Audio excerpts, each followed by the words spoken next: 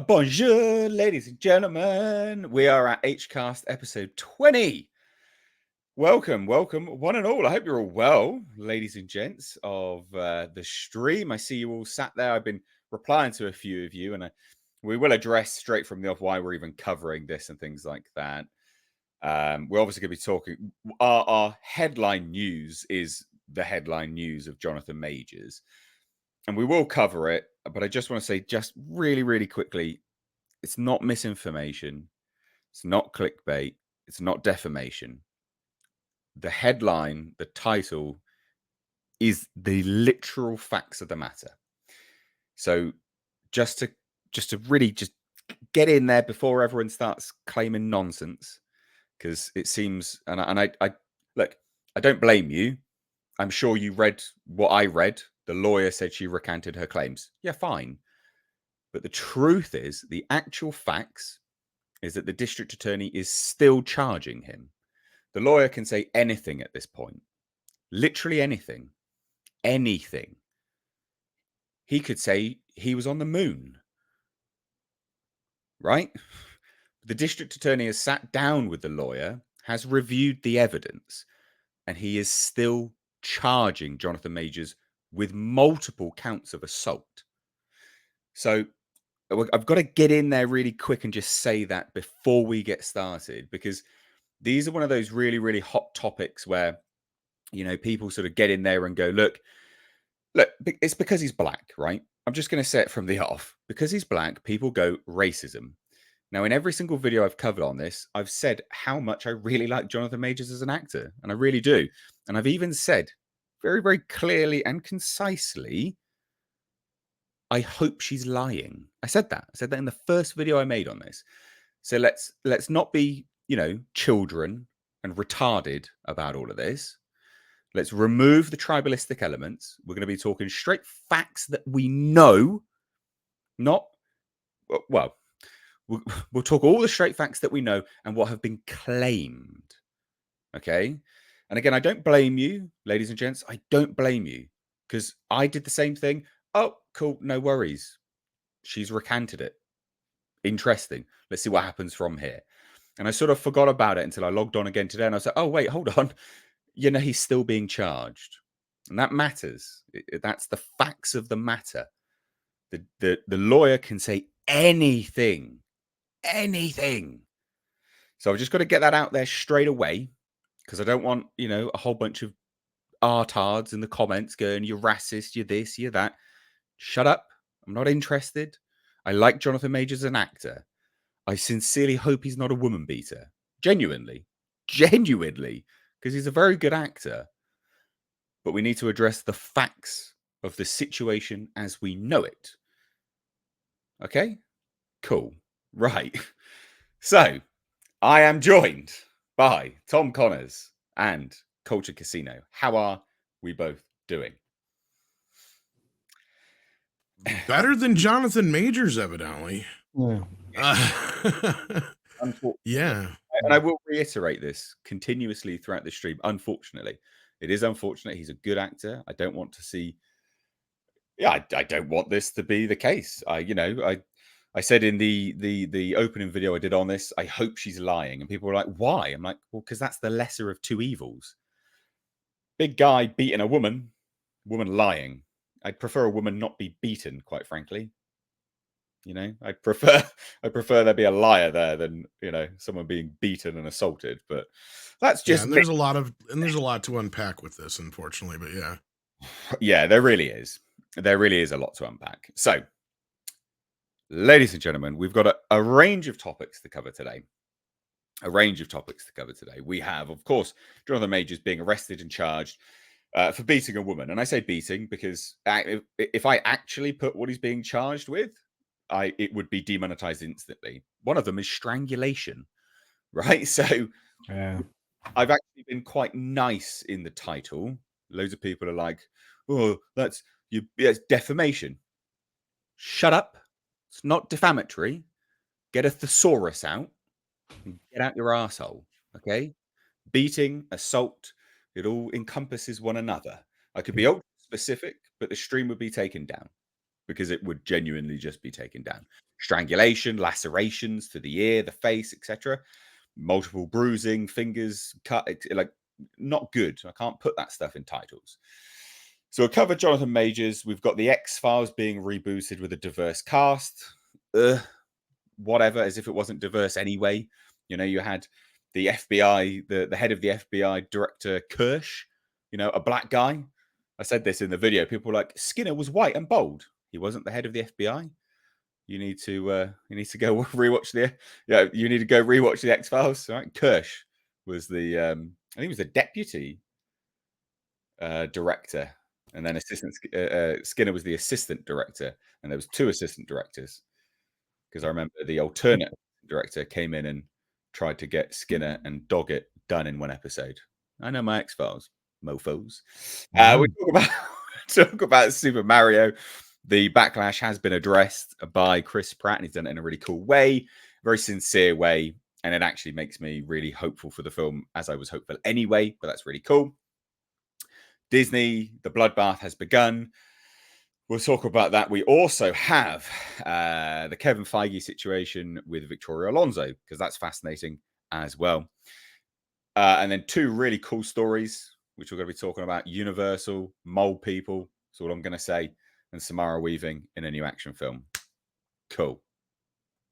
Epic. So, first things first, let's talk about the situation as we know it.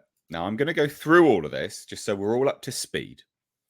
Jonathan Majors is charged. Now, this is the facts of the matter. He has been charged with multiple counts of assault and harassment by the New York City District Attorney. However, as you have all stated, people have anyway in the comments, yes, his defense lawyer has stated that there is evidence proving that the actor is entirely innocent. So that's the situation presented before us. Now, the DA is charging him. That's a fact. What the defense lawyer has stated is currently hearsay. He has said he has evidence, and I hope he does. I genuinely hope he does. Now, there's so much conflicting elements of this entire report anyway, right? So there are reports to claim that the woman waited till the next day to call the police. And then there's now claims that it was actually Jonathan Majors that called the police. There are reports that some of it was done in a house, an apartment, and then there are reports to say some of it was done in a taxi, and that there's video evidence of said taxi ride. There's reports to claim that the police said that the woman was taken to hospital with minor injuries, and then the defense lawyer claimed she was taken to hospital for an emotional crisis. So you can see why we're all over the place, and this is why I don't blame you guys for being a bit, what's going on here? You know, like, why are you even talking about this? Well, again, that is why we're talking about this, ladies and gents, because it's all over the place. So, from just to lead off with what the defense lawyer said recently, where you are all at anyway, is obviously Jonathan Majors is completely innocent and is provably the victim of an altercation with a woman he knows. We don't know who the woman is. She's not been named. Fine, keep your privacy. We're quickly gathering and presenting evidence to the district attorney with the expectation that all charges will be dropped imminently. Remember, this was what was stated on Sunday. We're on Tuesday, the end of Tuesday, and as at present, he is still being charged. Evidence includes video footage from the vehicle where this episode took place, witness testimony from the driver and others who both saw and heard the episode, and most importantly, 2 written statements from the woman recanting these allegations. And this is from Priya Chowdhury, who I'm not 100% familiar with, but someone had stated in a comment, multiple people have stated in the comments anyways, that he is the best lawyer in New York City. He is head honcho lawyer. So they got that really quick. That whether that's Disney or Jonathan Majors who got that lawyer on board, who knows?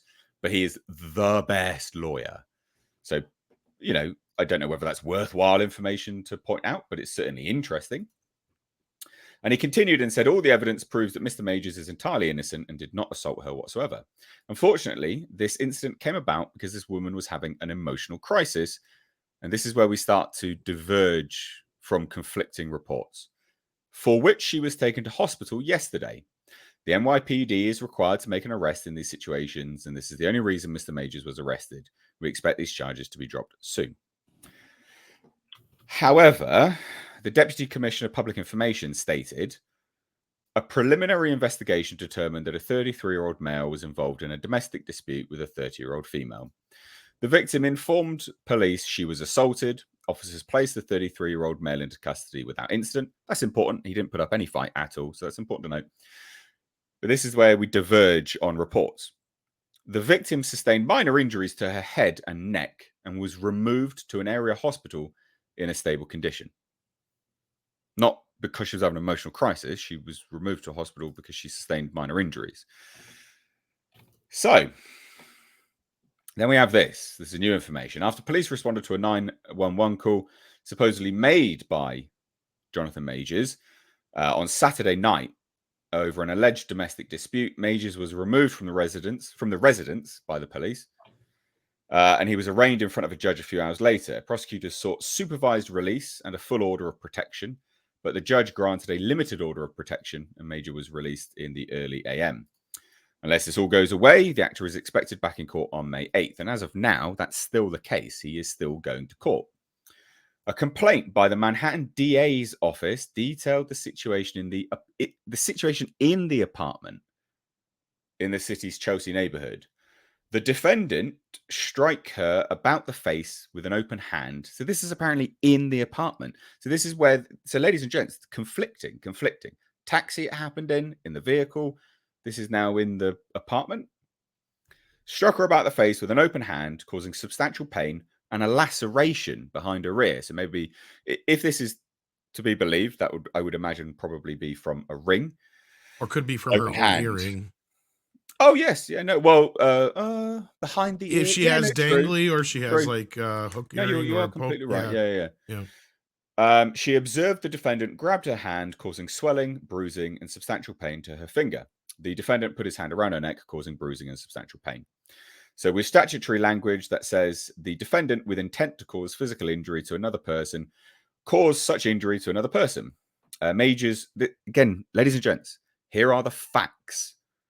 And I hope this is all wrong. I really do hope that this has not happened. But Majors has been formally charged with several counts of assault in the 3rd degree, a single count of aggravated harassment in the 2nd degree, and 3 counts of attempted assaults in the 3rd degree, and 1 count of harassment in the 2nd degree. It's not very good. So when everyone was going, why are you talking about this? This is misinformation. No, it's not. The facts are he has 100% been charged. So we're all up to speed. Tom, what do you think? Yeah, I mean, this is a convoluted mess as far as what supposedly went down, allegedly, or however you want to put it. As far as the rest goes, yeah, I think it needs to be reiterated, of course, innocent until proven guilty. 100%. Absolutely. And this is the thing, with all these conflicting reports, where are we going with this? Like, it's kind of all over the place. Because the problem we have here is we have his attorney who is like out there basically saying, oh, he's going to be exonerated. Absolutely going to be exonerated. Here we are Tuesday. He ain't been exonerated yet. In fact, the charges went through. And it sounds to me like they crossed their T's and they dotted their I's here with this situation. And, you know, I had talked with a former police officer who said the same kind of thing. Like, especially when it comes to celebrities like this, they don't mess around. Like, because the last thing they need is, like, to be sued. Right? Yeah. But there's also the other side of it too. Yeah. Just to interject really quick, this is not comparable to Johnny Depp and Amber Heard. No, because Johnny never got arrested for anything. They're not arrested. They were not formally charged. They're not appearing in court. That was a civil case. This is not a civil case. This is the district attorney has charged the actor, Jonathan Majors. This is not comparable. You could say it's comparable in terms of maybe there's a lie somewhere, but the DA has clearly thought that there's enough evidence to the contrary of what evidence was provided to him by the lawyer to show that he's not innocent. It's formally charged. And DAs are very political, right? Like, they have an upward sky shot for politics. They don't fuck around. They don't want anything to get in between that. And you, as a DA, as a district attorney, you're highly unlikely to charge the next big thing in Hollywood without sufficient evidence if you value your career moving forwards. That's also important to consider here. Again, I'm not saying anyone is guilty, but these are important factors to consider. They have formally pressed charges. Anyway, sorry, Tom, just to No. And that's the whole thing. Johnny Like Depp I said, Amber Heard statement. They didn't charge him Saturday. And as far as we know, it didn't happen until Monday. So that means that tells me that they really went through all this and they considered the options, right? And sure, his lawyer is putting up a very good argument or a good show. And again, I'm not saying he's lying. I'm just saying that he's definitely convincing a lot of people that this is apparently much to do about nothing. Or as a girl, I'm sorry, I apologize. She is apparently, you know, making it sound like he's fairly innocent. But that's great that you have video evidence. Let's see it. Right? It's not so much to tell me you have it. I want to see it, because you can tell me all day long one thing or another. But of course, you're biased because you're his lawyer. Right? Like, I mean, it's your job to make him look innocent. It's your job to get him out of trouble. If he is innocent, great. But to me, Amber Heard's lawyer said she was innocent. Exactly, so my point. Throw the comparison back that way. The big difference here is yes, I get it. In a domestic situation, there is always an arrest made. At least in most states, that's the way it works. There's a lot of red tape to go through just to make sure that, you know, the state is covered, the cops are covered. In case, you know, the woman wants to recant something later on. This is a very typical thing when it comes to domestic disputes or domestic, you know, assaults and such stuff. So because of that, there are these laws in place where it don't matter. Somebody's going to get in trouble, especially if there's evidence, right? To protect not only the individual, but the cops in the state, so they don't get sued. You know, it's one of those situations where I feel like they've definitely made sure they were going to go forward with a case they had a strong feeling they could win, or they wouldn't have done it, especially with somebody who's high profile as this. And then you have the other factor here is whether he's innocent or not. I think some of the damage has already been done, right? Like we've heard some of the horror stories about this guy come out, and these stories were starting before this incident. Yes. That's a problem. Yeah. So just to jump in before we get your take on this, Culture. Yeah. So there were some further allegations which were brought up on Twitter. So that's important to state. But they also didn't give much information either. You know, they're very much like, oh, well, you know, I can't reveal too much because of the victims. And and just to say, like, I really do hope Jonathan Majors is innocent. I like him as an actor. I think he's great. And no, PL, this is not a clickbait title. You should rewind a little bit. Jonathan Majors has been formally charged by the district attorney on multiple counts of assault and harassment. There's nothing clickbait about it. That's the actual facts of the matter. And it goes to show that you literally are an uninformed fool. Do some research before you come in and talk nonsense. It's not clickbait. Jonathan Majors has been formally charged by the district attorney. Formally charged. Nothing clickbait. Do some fucking research. All right? I sincerely, deeply desire for you to do some more research before you espouse nonsense. So, we got Andre here as well. Hello. Hey, greetings. How's it going? Yeah, good. Good. I had the opportunity to hop in, so I figured, hey, why not? Good. Well, we'll just grab Culture's opinion first on this, and then we'll navigate round to you, Andre. Go for it. So, Culture, where do you sit on this? Well, I sit firmly in the let's wait and see status still. I mean, we've got some serious claims being made.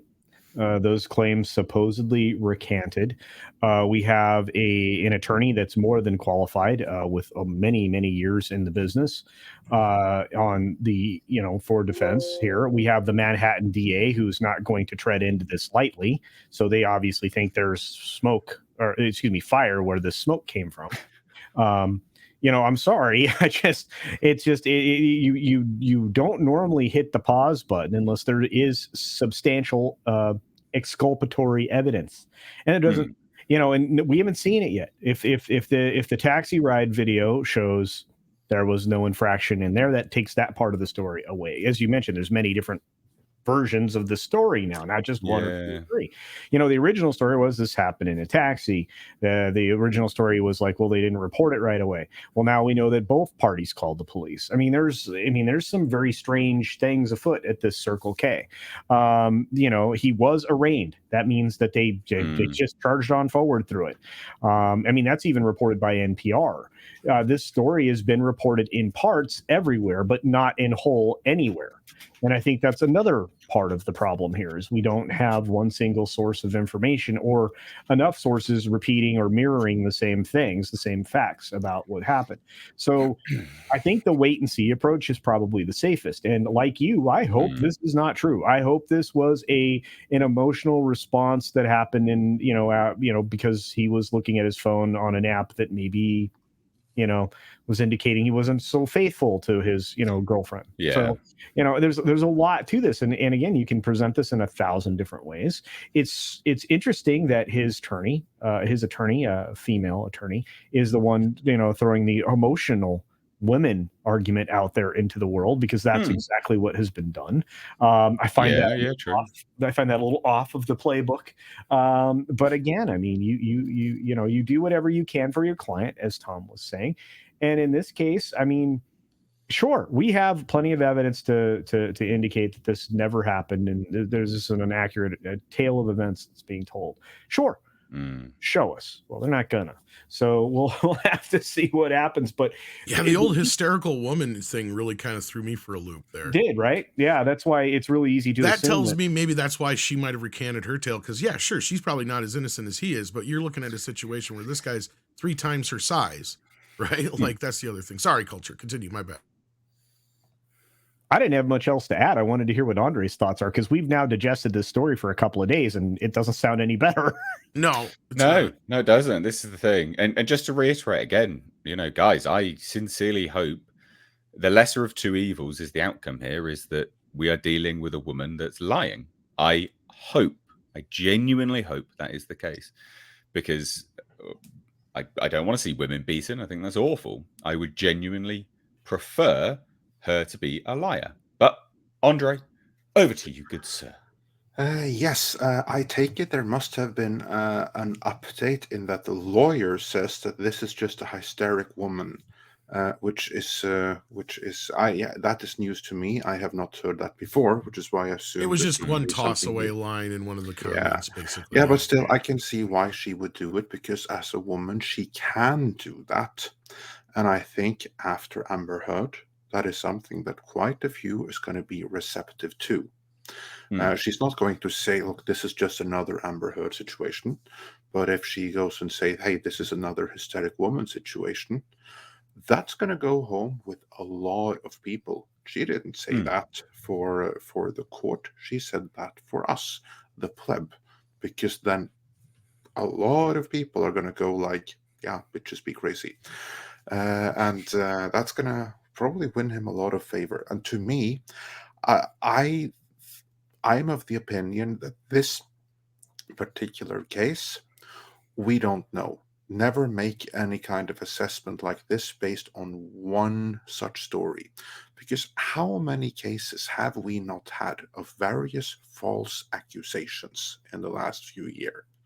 You had like this whole Me Too thing, and a lot of horrible stuff was uncovered, but there was a lot. I mean, a lot of people. We've all witnessed this, of vindictive women making up lies just to smear and destroy lives. This is real. It happens. We have no way of knowing if this is him stepping out the line, or this is her doing something uncalled for. We have no way of knowing. Therefore, we should all just let the courts do their job and do their work on this particular incident, and await passing judgment. The big thing to me is the moment that this happened, then all of his former, no, not all of them, but many of the people that used to work with him in New York, and these are other actors, they are directors, and there are other peoples that in the theater and film industry, and they all come out and they say, yeah, this dude is a total sociopath. This dude is an abuser. So many people came out and said that. That never happened with Johnny Depp. That never No, happened. that's true. That never happened with those other cases that were clearly false accusations. It did happen where there was genuine fire behind the smoke. So whether the thing that he's charged with here is real or not, some very real smoke came up there. To me, that is the more telling thing, which leads me to think that whatever the case of this matter right here, that's one incident, but you can't agree or disregard all those other things. To me, Yeah. that means Marvel is having a problem right now because their gang didn't just get one accusation, but he got a bunch of them all at the same time. Well, I think it's important to sort of just to sort of throw it out there. It is important to note is that he has been formally charged now, so that's important. Obviously, Is the evidence is that also like in the last 24 hours? Yeah, he's been formally charged. That changes. He's been formally charged. He's been formally charged with several counts of assault in the 3rd degree, a singular count of aggravated harassment in the 2nd degree, 3 counts of attempted assaults in the 3rd degree, and 1 count of harassment in the 2nd degree. So that's the cold hard facts of the matter. Yeah. Is that the DA's obviously seen the evidence and gone, we're still going to charge you. So that means that they have seen this video then, that the lawyer claimed would exonerate him completely. Well, that was Sunday. They've seen this video, and then they decided that, yeah, this isn't exonerating anything. And here's where the harassment might be coming in, because this is where the story gets convoluted for me. Sorry, Andre. Because he called the cops the night before. She went to the cop shop the next day. Yeah, she went there the next day. Okay, now it sounds like there was 2 separate incidents here. It's not what it's sounding like to me, because the cab driver in the apartment. Exactly, I was going to say, because the cab driver claims he dropped him off at separate places, which goes against why would he even do that if he said nothing happened, right? That goes against anything the lawyer's saying there. So if that was the case, then that means he went to his house probably after the fact, and it continued there. Now again, I'm just speculating, because otherwise harassment is one of those situations where, yes, it's kind of a catch-all term for a lot of things, but usually that means there's consistent, like it keeps happening, right? Like it didn't happen just once, or they were told to leave them alone, right? Like that's the 2 situations usually where harassment comes in. Yeah, but it's also several accounts of assault. What I mean. That's what I mean. Yeah. So it happened more than once. Yes. Yeah. So harassment and assault, separate charges. Yeah. Yeah, and let me add something else to the mix, just some more flavor for this particular sauce we're putting together. Give us the flavor train. Why did the Army pull his campaign immediately? You think they didn't have somebody call the DA's office and ask for explicit information? You think somebody's not willing to work with the U.S. government, in particular the military, to give them enough understanding of the situation around it? Well, I think that's interesting comparison, because everyone likes to draw the comparison of Johnny Depp and Amber Heard. Yeah. Johnny Depp was never dropped with was it Dior Savant? Was it Dior? Yeah, He was never dropped. He was never dropped. The U.S. Army instantly dropped. Visage, something like that. No. Yeah, it was some perfume brand. Hollywood, they dropped Johnny Depp instantly, though, both from so did Pirates Disney. And from exactly. Disney That's what I mean. specifically dropped him instantly. Yeah. That was dumb. So did Warner. So which is funny, because Disney didn't have to say shit, because there wasn't even a Pirates movie in production, right? Like they distanced themselves even though they didn't have to. Warner Brothers unfortunately had to like react to it.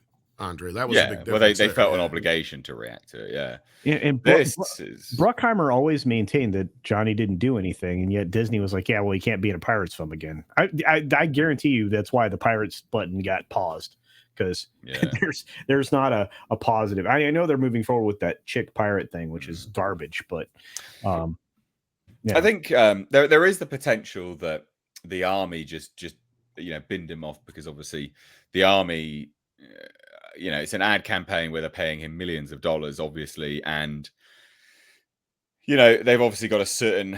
They've paused it, so they've not dropped it completely. They paused his part of the ad campaign specifically, so they could start that up when it all gets cleared up. But I think there's a certain element there where they would probably have to distance themselves from a very public situation like this. And I think there's an element of Jonathan Majors being the next up and comer, whereas Johnny Depp was established. So maybe they think it's more of a PR nightmare, I guess. I don't know. That's just it's all speculation. I know, but I thought that would be an interesting way to come at it, because I mean, again, we have examples of what happens when you get dropped left and right.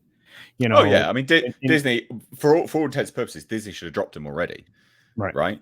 Because he's been formally charged. I don't think he should be dropped, as an FYI. No. But if you're dealing with if a company is going to handle things, fairly across the board, then then they would handle him in the same way that they handled Johnny Depp, where he would just be dropped. Obviously, that's not going to happen. It hasn't happened. We haven't seen that yet. But if you're going to handle yourself, across the board in a fair manner, then like he would be. I'm not saying he should be dropped, but he would be dropped. So it is interesting. And there's. Yeah, I mean, you could recast, I guess. The only things he's in now moving forwards currently, obviously he's going to be in everything, but he's not in everything. He's only in Loki at the moment. So, yeah. It's a bit of a shit show, ladies and gents. Yes. I should it's say a bit so. of a shit show. And they've gambled so much on this guy that that's really, really embarrassing. Yeah. Tom, you mentioned something, and we talked a little bit about this in a couple of other places, but it was a couple of other production-related folks that said he was abusive. Do you remember that story specifically? Oh, I was about to step away, but we talked about it last night on the Toxic Femme broadcast, and I actually caught one of the individuals' tweets before they had privated their account. Their feed. Yeah.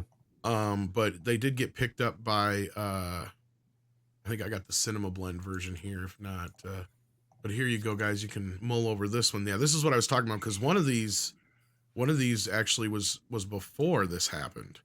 Yeah, which he later confirmed that he was talking about Jonathan. Yes, Majors. And then he later confirmed that's who he was referring to. Yeah. Wow. Yeah, that's not doing him any favors right there. No. Oh, you tracked it there. Sorry. Goodness. What was this then?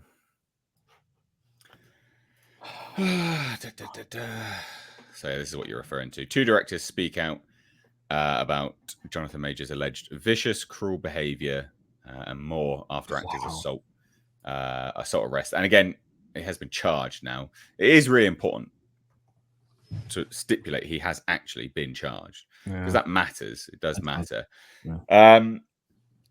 So A.B. Allen, and this is important to note, and I said it in my video, like, again, I've tried to handle this as very much down the line as possible. A.B. Allen is a they, them, right? And I say that because, again, there could be a political motivation, an ideological bent to this individual making these claims. We don't know, but it's information of which needs to be pointed out when such individuals generally handle themselves in a very combative and vindictive manner. That's important. So A.B. Allen, the individual I'm about to read out, right, is a they, them. So just to, again, be as down the line as possible. Don't accuse me of any of this nonsense. But the director posted a message to Twitter back in February in which they referred to an actor that the internet has violently fallen head over heels for. And they said this: there's a particular actor, relatively new on the scene, who Twitter has violently fallen head over heels for, who in actuality is a vicious, cruel, abusive human being, both professionally and in his personal life. And every new viral thirst tweet about him drives me insane. A.B. Allen, whose credits include Your Turn and Rough Draft, later apologized for the over-flippant tone used in the last post. In the 2 additional updates, they went on to clarify the knowledge they have of the star's alleged claims. I regret my overly flippant tone here. I read the words alleged assault in the tweet, figured we were talking about a shoving match outside of a bar or something, then posted this. Once I read the details, far more brutal than I expected. I wished I had said something else. Everything I've known about has not been physical. It's not a huge leap at all for emotionally violent, professionally abusive people to become physically violent as well, but I was not made aware of it. This is uniquely horrific and very grave. And then there was Tim Nicolai, a veteran of Broadway and co-founder of Society Theatre, said, I'm just going to say this about Jonathan Majors and be done with it. Folks at Yale and the broader New York City community have known about him for years. He's a sociopath and abuser, and that is how virtually everyone speaks about him. It's a shame it took this long for him to be reported. Whew. So That's what Yeah. I'm talking about. yeah, pretty brutal stuff. Pretty brutal Whew. stuff. I mean, the first one, the they them, was referring to emotional violence. So I mean, Sure, but You know, yeah, but he is right in actuality that mental abuse and emotional abuse can further to physical Yeah. abuse. I'll give him that. He is right in that can develop. But that wasn't what he was referring to initially. no, but these are people that want to work again. And if they're taking shots at the golden boy at the moment, Yeah, true. The golden goose. Yeah, that is true. Well, Tim Nicolai locked his Twitter account shortly after he did that tweet. For whatever reason, I don't know. Obviously, repercussions, I'd imagine, from the litigious elements. well, and they probably also got a call from Disney saying, "Shut up, or Yeah. you will never work for us." And that's just the way Hollywood has always worked. I mean, if you've known anybody, and of course, Nate, Andre, Tom, that has ever worked in the industry, they will tell you, just gotta be, you have to be publicly savvy, media cool to survive. So that was Yeah. not media cool. Yeah. Yeah. It's all it's all a bit of a shit show at this point in time. Olaf Van S dropped in with the first super chat of the evening for €2. Says, will this affect the Kang MCU if he gets locked up? So, ladies and gents, if you want to, we see lots of people talking. You want to support the show, you want to join in the conversation, add your 2 cents, drop in 2 cents. A super chat will get you involved in the conversation. And obviously, we'll answer your questions and disseminate it and talk about it. And this is a very interesting topic. Will this affect Kang MCU if gets locked up? Yeah. What it should do, for all intents and purposes, it should affect the MCU. It should affect it. Marvel is not above recasting. They have done that. Albeit it was a different person behind it. It was Ike Perlmutter who recast War Machine. Famously said no one will notice, because apparently to him it was basically 2 black guys. No one will notice. Pretty brutal stuff, to be fair. Okay. That is basically what he said. It is. That at least was the story. That was what we heard. It's an alleged thing. That's what we heard. We now Yeah. have a reason to believe that may have been a deliberate smear. But that's Oh, what really? we I heard. didn't know this. Yes. Okay. Well, anyway, they're not above recasting. You know who put They've that out recast there? everyone. Probably. Victoria Alonso. Yeah. Fuck's sake. Right. Anyway, will it affect the MCU? Yes, of course it would. Disney doesn't have to move forward as they are currently. They only have one project completed at this point in time with Jonathan Majors in it, which is Loki season 2. As far as I'm aware, there's nothing else which has been completed and locked and ready to go, because they're so behind on everything anyway. Is that about right? Is that everyone else's understanding? Because that's my understanding. Pretty much. So yes, it would affect it, because you can just recast, which they probably would do. They've built the entire slate around Kang. They will slot someone else into the role. Let me suggest that he won't get locked up. Oh no, I don't think he'll get locked up. Yeah. I will say that it's most likely he'll end up with 90 days probation suspended, something. Suspend something, because that's just what the nature of the business is. If he's never been in trouble before, which I've never heard of him being in trouble before, so most people hadn't heard of him up until a few years ago. Yeah, so I would suggest that this is at worst a probationary thing for him. I couldn't imagine him spending a day in jail, other than the small part of the evening that he did, recently. Yeah, true. And he was released without bail. Of course, that seems the norm in Manhattan, but anyway. Yeah, Yeah, no, whatever happens, I don't think that he's going to serve anything. And if he doesn't serve anything, I think that Marvel are going to be very keen to forgive him and move on. Yeah. Should they recast? Probably. Would they have recast if it was a white guy? Definitely. Will they recast Kang, though, after they've gambled so much on him and everything? Not unless it's a complete and total disaster. Not unless he gets like an Ezra Miller level shit show around him. And that didn't even prevent Ezra Miller from getting recast. True. Well, so that's interesting. Maybe Disney will take a leaf out of Warner Brothers' playbook and just go quiet on it all and hope it blows over. That's what I think they will do. Yeah, that's true. That's very true, actually. That's very, very true. Now we've got some other individuals joining in the conversation. So again, thank you so much. Super chats are a great way to get you involved, join the show, talk to us, steer the conversation in a certain way that you want to over certain topics. So as we're talking through a topic, obviously the panel handles it, we talk about it, and then we get to your super chat. So whilst we're talking through a topic, you want to involve yourself in it as well, talk about it. Then at the end of us talking about it, we will cover the super chats in depth. So thank you so much. It goes a long way, really helps out. Obviously, I'm trying to do something with the HCast, trying to, build it up. So thank you so much. It does help. Please do hit that thumbs up button as well. But Kitty Bear for €2 says, will he be cancelled? I love it. Could happen. Look, if stuff comes to light and things are made public and they go exactly the opposite of the current narrative being crafted by the attorney, I would say that it could be they might get canceled. I mean, there's a lot of sentiment in certain circles to start demonizing all men. It doesn't matter what shade they happen to be. So. That's true. Yeah, that is true. That is true. I think he's less likely to be cancelled. I mean, We've seen the reaction.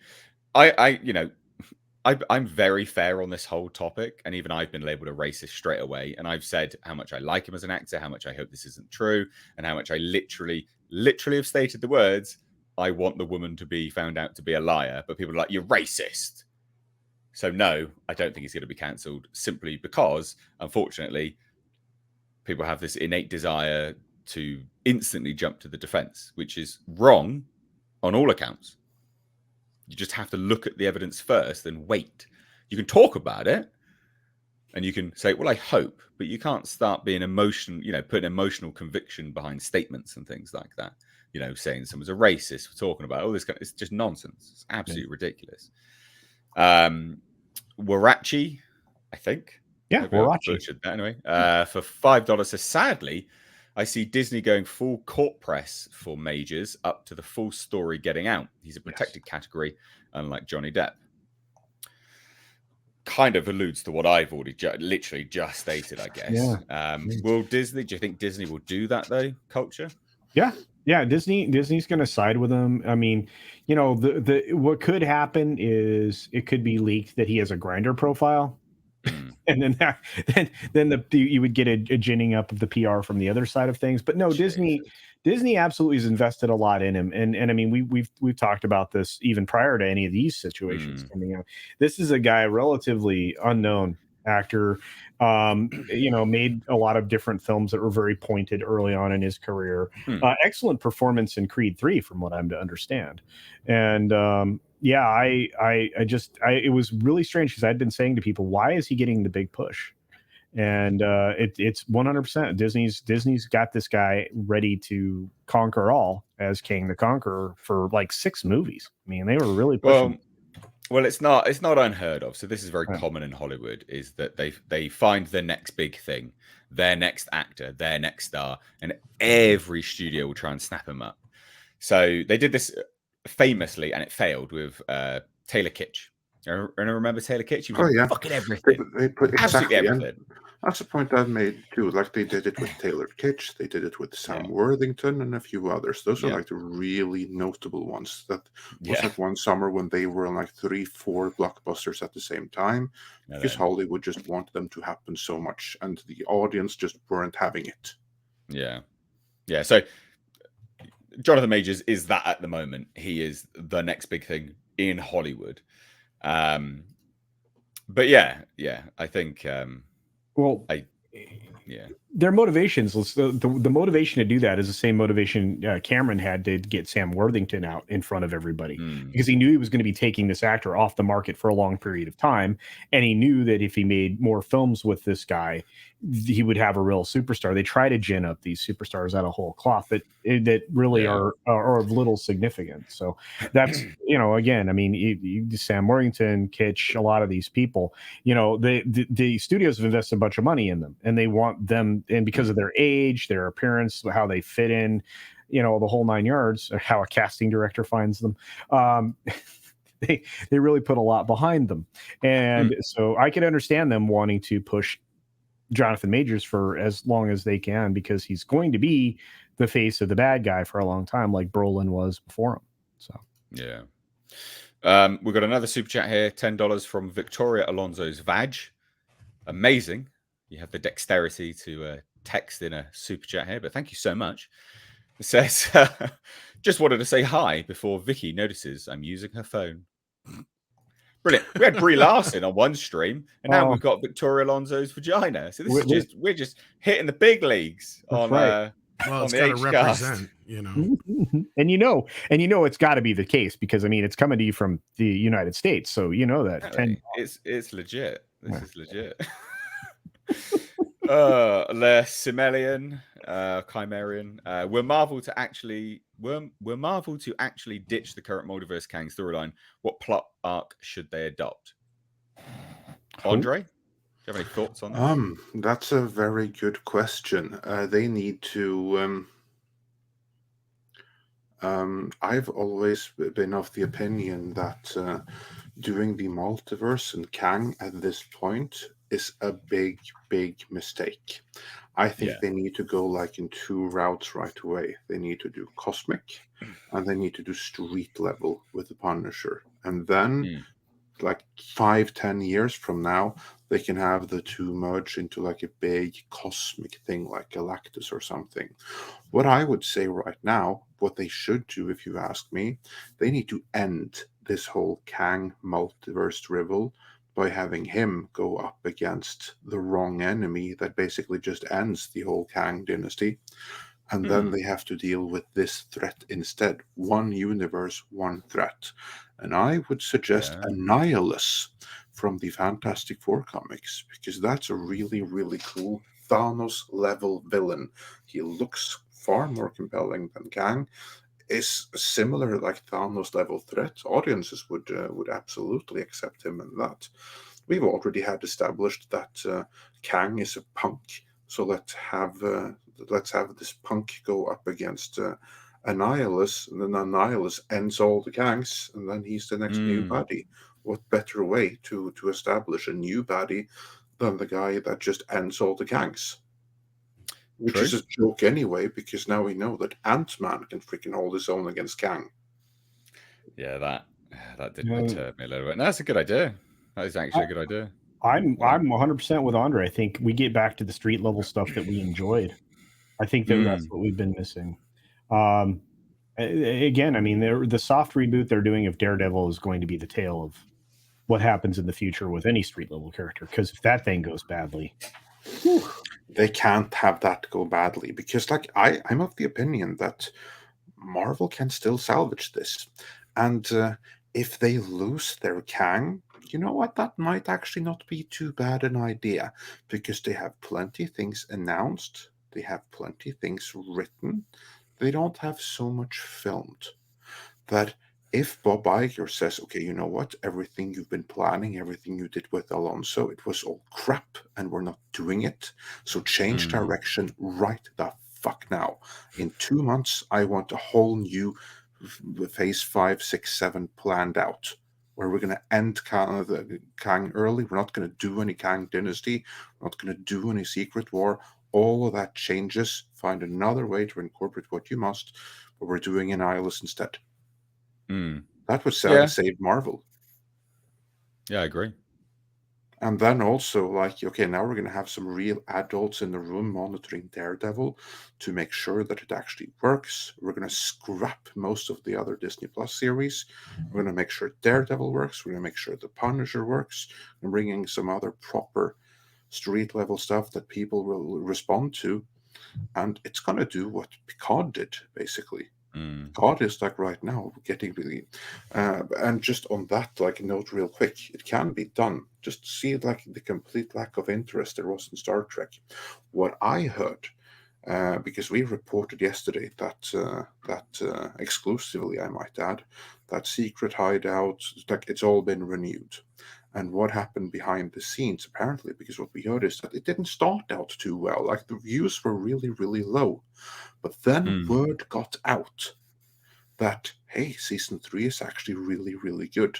And apparently, these numbers haven't been released yet, but apparently, what I heard is that what's happened is that in like the streaming charts, Picard has gone from not being in the top 10 to suddenly shooting up to the number 1 spot in like week. I don't know that this is accurate. This is just what I heard. If not number 1 spot, it really fired up in like the 5th episode or something. And not only that, rewatch is amazing, and people are also now checking out season 1 and season 2 because of it. And that is what led to these apparent renewals, which only goes to show it can be done. And fan interest is bigger for Marvel than it is for Star Trek. If people can get back into Star Trek, they can for Marvel. But they have to change course. They have to do so now. True. But this is Victoria Alonso's exit, and there's great opportunity for them too. Exactly. They can fix everything, including this whole failed Kang thing, because it's not going to work. And we can tell that from Ant-Man and the Wasp: Quantumania. They are desperately trying to make Jonathan Majors happen, but really, it's Taylor Kitsch and all those guys all over again. We can tell from the movie now, the audience aren't having it. True. So we've got another super chat from Mexican Iron Man for $10. Says, I think all of you are doing a great job of being fair and balanced and analytical about this whole situation. Thank you so much. Guys that have just sort of dropped in here during the stream, I encourage you to go right back to the beginning, because obviously we've covered the Jonathan Majors situation now. We are going to shuffle on to some other topics. So head all the way back to the start if you want to watch us talk about it, or check out the link in the description box to Missed H Reviews live archives. This stream will go up there tomorrow in its entirety in a playlist, but then also the best bits, the podcast highlights, will also be clipped and chopped, and they'll be up there in the next few days as well. This, the Jonathan Majors discussion specifically will be. So hit subscribe on that channel, support it, and also do give this video a like. So the stream a like. So guys, just real quick, some other super chats before we shuffle on.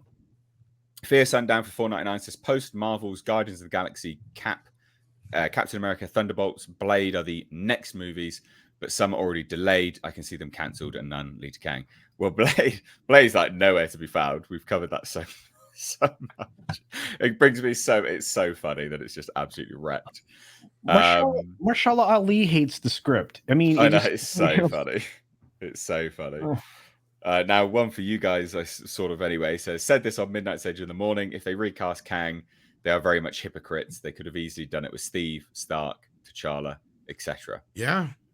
No, I mean, well, they already did it with Harrison Ford and William Hurt for his character and such. And we already know they're recasting some of the characters in the Daredevil universe. Yeah. Which we've been warning people it was going to be 25% different from the start. But Andre, you need to dip out now, buddy, don't you? I do, unfortunately, but it was good to have you on. Pop in for a while here since I had the opportunity. So thanks for having me. Thanks, Andre. Good to have you on. We'll have you on Thursday, won't we? Good sir. That is the plan. That is the plan. Perfect. So, ladies and gents, join Thursday's stream. Starts 2 hours earlier, 7 p.m. UK time, to avoid other people streaming. So you guys don't have to choose, because I'm nice like that. But yeah, join in on there. But thanks so much for joining, Andre. Peace out. I hope you have a great week, and we'll see you Thursday. Likewise. All right. Take care. Peace out.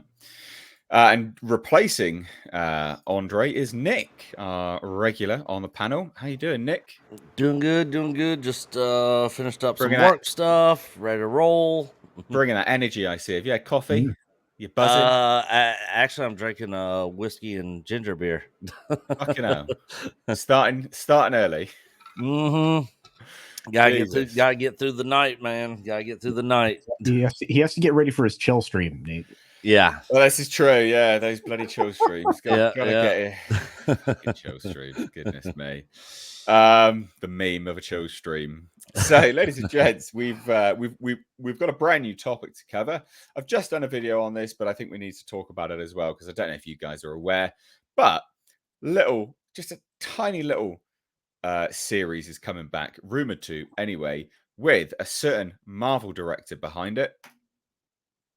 Ryan Coogler developing a diverse X-Files. Yeah, man. So We've already got one. well, the story. Well, look. At the end of it, so here's the thing, right? So the series creator, Chris Carter, teased during conversation on the coast with Gloria Makarenko. So it's like a show basically, and said, "I just spoke to a young man, Ryan Coogler, who's going to remount the X-Files with a diverse cast. So he's got his work cut out for him because we covered so much territory, right?" Just to throw it out there, right? Just to throw it out there, guys. The X-Files was already diverse, right? Every single episode was diverse. There were heads of departments that were black. So very, very, forward thinking, because apparently everyone Male, female team. Yeah, one of the leads was a strong woman, but done properly, actually strong. Loads of people have this weird, bizarre short-term memory loss. They think that, just revisionist history. It's nonsense. Deputy Director Kirsch, the deputy director of the head of the FBI, in charge of Skinner, the bald white guy, was black. Yeah. Right? we seem to have this nonsense memory lapse. And it seems to happen because we just get bombarded by this crap and people are just led to believe it and no one talks out against it. We already had diverse X-Files. The fact that they're selling it already on, well, it's a diverse cast, right? Check this out, right? If Chris Carter had said, so I'm talking to a young man, an absolute wordsmith, a sci-fi genius. He's going to be covering territory that we tried to cover, but he's going to be covering, the peripheral of that territory and expanding it to leagues beyond I could possibly have imagined.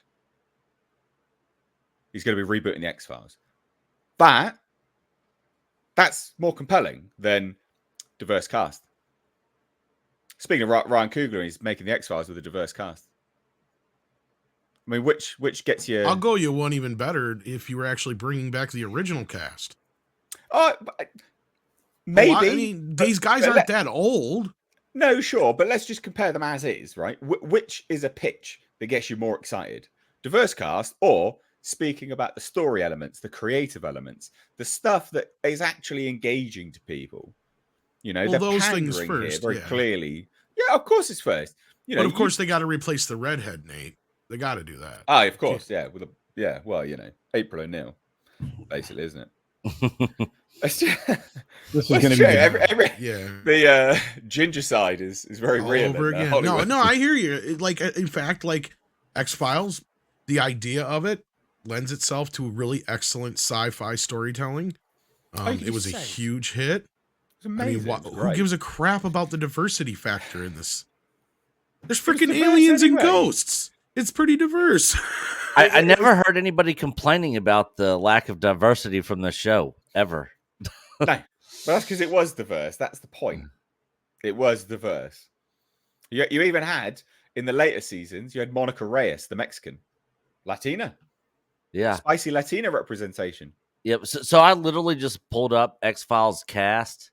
It is filled with everyone, women, men of different colors, ethnicities, Asians. I mean, it's completely diverse. I don't know what it's just the time that we're living in today. Like, we're gonna be doing a new show with a diverse cast. Like the last iteration of the show wasn't diverse enough or some weird shit like that. Well, look, this is the thing, isn't it? They love to bring back a show. They love to dupe everyone into thinking that, you know, they're going to make it better. How are they going to make it better, ladies and gents? Well, they're going to tell you that it's going to be diverse now and have you believe, short-term memory loss, that the previous one wasn't diverse, because that's what they sell it on. And this is the thing, right? Like, no one cares what the color of the skin. Like, that is, some people do, but they're idiots and they're not consumers. They don't watch this stuff. Some people care, but again, they're idiots. No one with half a brain cell cares about this stuff, about diversity and things, because they're not interested in that, because that doesn't indicate, it's not just because you have a diverse cast, it's not indicative of compelling storylines and narratives. If Chris Carter, the creator, had come out and said, look, honestly, we covered so much on the X-Files, and you know what? Yeah, the last few seasons, they were a bit of a joke and they were a bit campy. But Ryan Coogler, he's absolutely blown me away with his pitch. I genuinely think that this guy has nailed the core fundamentals of what the fan base love about X-Files. That sci-fi, the mystery, you know how we were kind of ahead of our time. We had vaccines, created by governments and stuff like that, and for aliens, blah, blah, blah. He's on the button. I wish he was there when we created the original. If he'd come out and said stuff like that, I'd be like, great. You're talking about creative elements. That's going to get me excited. And that's the average person. The average person is going to go, yeah, okay, cool. That's exciting. I mean, I'd actually get more exciting if they said it was X-Files. I mean, right? Like, because at this point, like I said, outside of Scully and Mulder, I don't care about X-Files. I don't want a new one. Like, you want to do something in the same vein? Cool. Show me what you got. No, true. Yeah, you're completely right. I guess I'm just looking at it from the perspective of, well, the lesser of two evils here. What in this scenario would actually get me excited? No, absolutely. And at the same time, though, we also got to look at it as what few shows and reboots have had, any success are the ones that really pay homage to and make sure that the original, characters are given proper treatment. Cobra Kai, for instance. I wasn't a big fan of the Connors after they got rid of Roseanne, but before that, I didn't think it was that bad. So it was pretty good. I thought it looked at both sides of the aisle pretty well. So you had some other ones. People are really looking forward to the Frasier reboot. Like, where is the brain on this going? Why are we not just, picking up 20 years later with Scully? Like, I don't get it. Why haven't they progressed so far up the FBI ranks that now he's Mulder is or Scully? They're the deputy directors.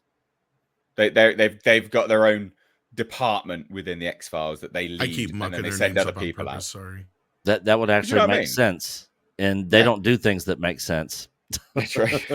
Very true. So yeah.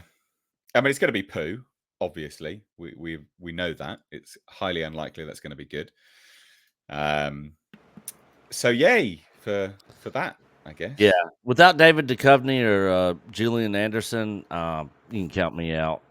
Especially with that diversity comment. Right? Yeah.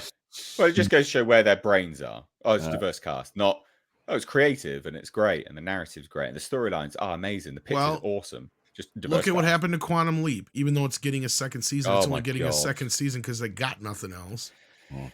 True. Culture, that like you want to not receive very well either.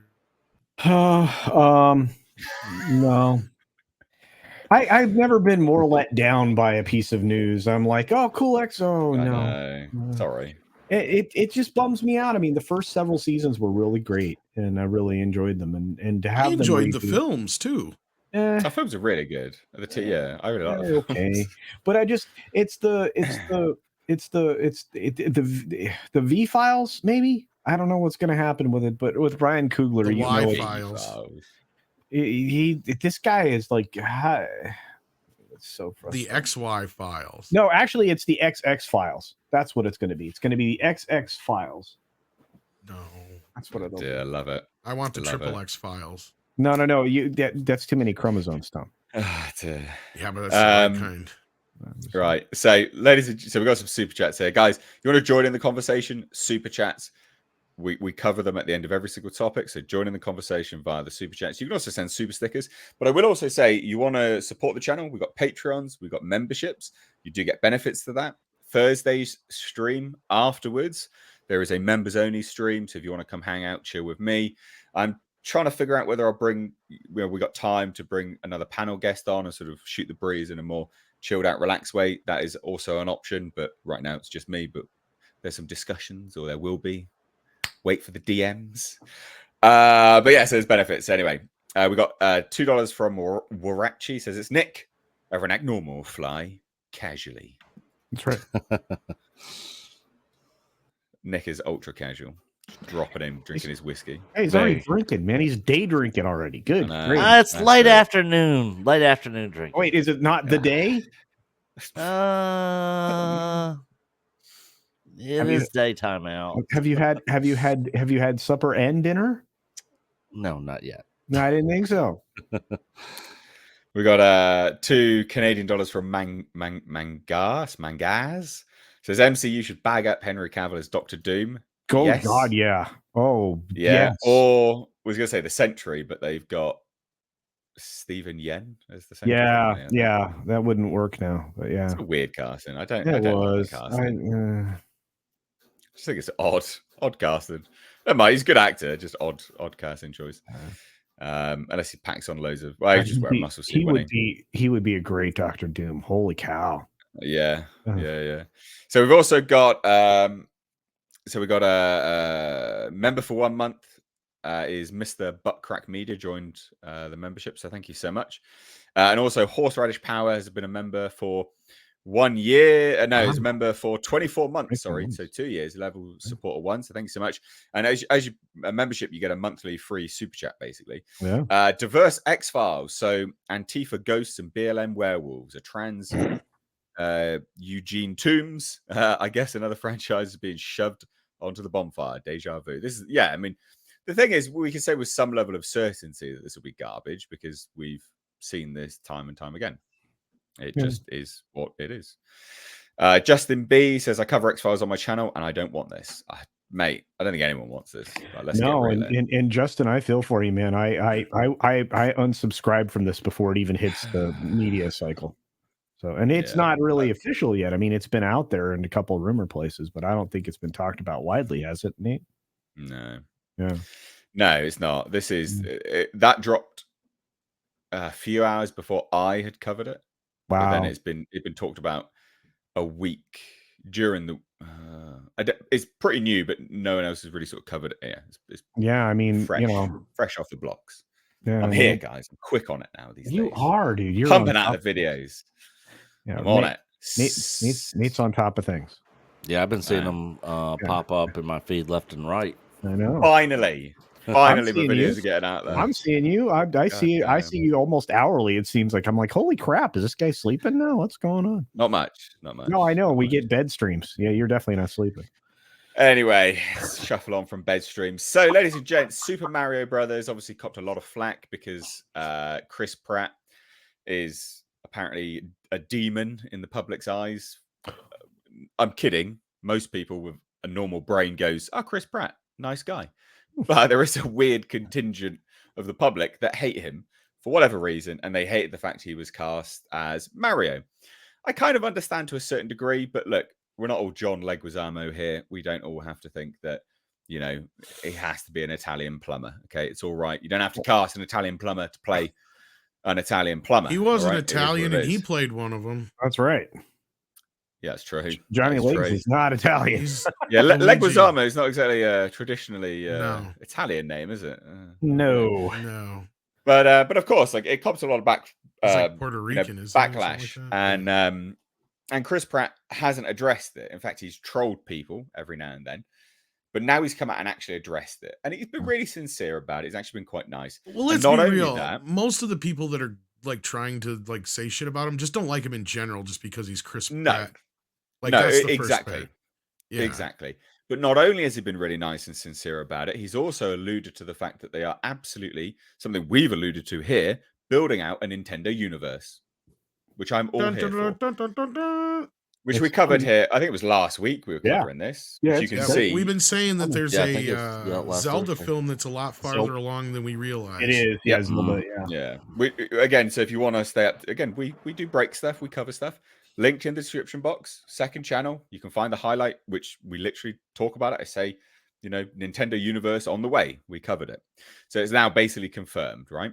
Mhm. So a new interview. Chris Pratt was asked outright about fans who believe Mario should sound more Italian. And he just says, come watch the movie. Go watch the movie, and then we can talk. You know what? In all honesty, I think you need to watch it twice. This is but it's true. Yeah. Loads of people jump the gun. Watch it. This is a passionate fan base, and it makes sense. I understand. I'm part of it. This is the soundtrack to your youth. You don't want someone to come along and destroy it as a cash grab with a movie. Yeah. I fully understand. You don't want that to happen. Bloody, he's got it. He nails it. There are so many hearts and souls and minds dedicated to making sure that didn't happen. It honors the video game and honors the world of Mario. It's very promising as to what we can expect from the next 10 years with an entire universe of these types of movies. So one, confirms what we said last week, that Yep. they are doing a Nintendo universe. But secondly, he's right. Yep. Go watch the movie, judge it properly. You can say, oh, I think this. You don't need to be quite as nasty and vindictive about it as people have been, mainly just randos on the internet that seem to hate Chris Pratt for whatever reason. But it sounds like it sounds nice. He sounds good. So many people dedicated to making sure it didn't happen. It honors it. We didn't do it. It's not that. It's not a cash grab. We love this. I'm a fan. He's saying all the right things. Now, again, the thing is about this is that, ladies and gents, loads of people go, oh, well, he's going to say this. Yeah, of course he is. But I ask you, when did he last say something which turned out to be completely wrong and incorrect, and he was just being an arsehole in the public and lying to everyone like everyone else does? I can't think of any incident. Never. Or I don't think I he's ever- literally can't think of any time that's occurred. Yeah. I don't think He seems he's ever, a very sincere guy. yeah, I don't think he's ever misled anybody. I mean, it's funny because a lot of times you can kind of take what he says about what he's doing to the bank, which you can't do with many stars in Hollywood now. They'll outright lie. He just doesn't do that. He may joke something off so he doesn't have to answer a question in a particular way. He's done that on talk shows many times. Yeah. Where he knew something wasn't exactly going to hit. But when he's talked about, let's say, Guardians of the Galaxy in particular, I mean, who could say he was wrong about that?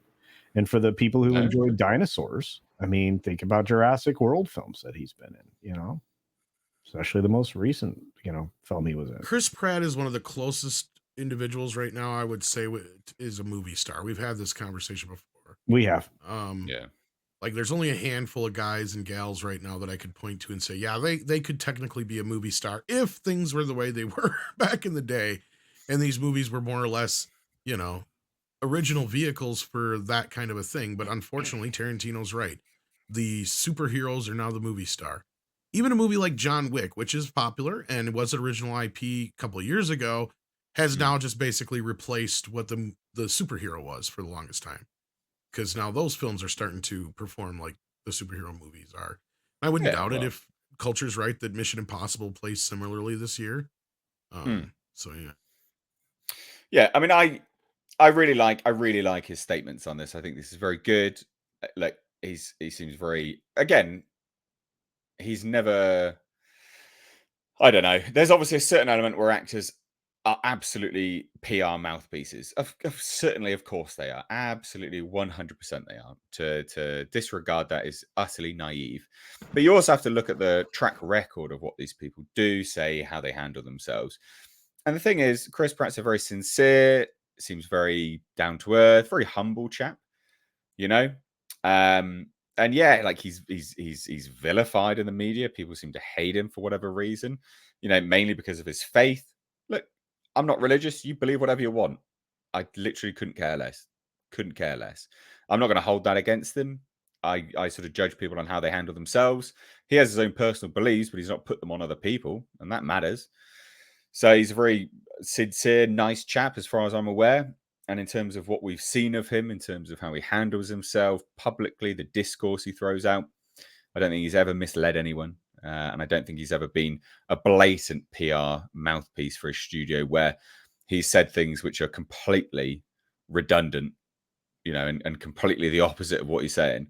So when he's saying, look, you don't want someone to come along and destroy it as a cash grab, I fully understand you don't want that to happen. There are so many people that made sure that didn't happen. It honors the video game. It honors the world of Mario. And we're really excited. And there's a lot of promise of what's going to come. I do believe it because there's a track record of believability behind statements. And that matters. You know what's fortunate here is he didn't come out and say, "Hey, I had fun emasculating this character." Yeah, true. Yeah, true. Yeah, people would have loved it then. They'd have been like, great. You didn't get the accent right, but look, you're a bitch in the film, so yeah, we'll love you now. Yeah, and then and Peach, Peach regularly kicks my butt and protects me from all the danger and everything. Yeah, that would have been great. I'm being forced to see a film that is been advertised for in that way. Oh, that's funny. What do you think, Nick? I haven't heard from you, buddy. I mean, overall, I'm excited for this whole Nintendo Universe thing. I loved the Super Mario Brothers Super Show back in the late 80s, early 90s. And then, of course, every Friday, The Legend of Zelda would come on. They'd have an episode of that. Then we had Captain N, the Game Master. Maybe they'll bring him back. It's just Nintendo has so many properties to pull from. They could really blow Marvel and DC out of the water if they play their cards right, honestly. And as far as Chris Pratt goes, I mean, I'm sure he probably knows a lot more of what's going on potentially than what he can obviously speak on. He would have been signed up to a multi-year deal, a certain picture deal. Like he knows there's a plan. Yeah. He would have been pitched it. So yeah. And back to what you were saying earlier, he's not the type of person that's gonna, blow a bunch of smoke up people's asses or, I mean, I take what he says at face value. So yeah. Tom, anything further to add there, bud? No, like I said, I mean, Chris, I think he knows how to handle the press. He's, like I said, one of the few guys right now that I could actually consider a movie star. I think he's doing right by Mario.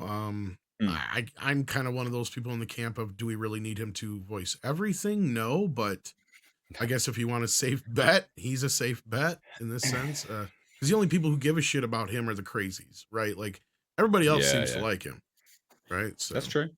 You know what, true. Tom? Wouldn't it be ironic if it was an animated character that made him the movie star we think he should be? I think he already kind of is there, man. No, I know, but you know what I mean. Like, it's just this massive blockbuster guy, right? Well, right. Well, I mean, I also look at it this way. I think he was a big part of Guardians of the Galaxy and why people trusted that film going in. Because, I mean, he wasn't quite a movie star yet, but they saw him. They're like, okay, I know that guy from TV.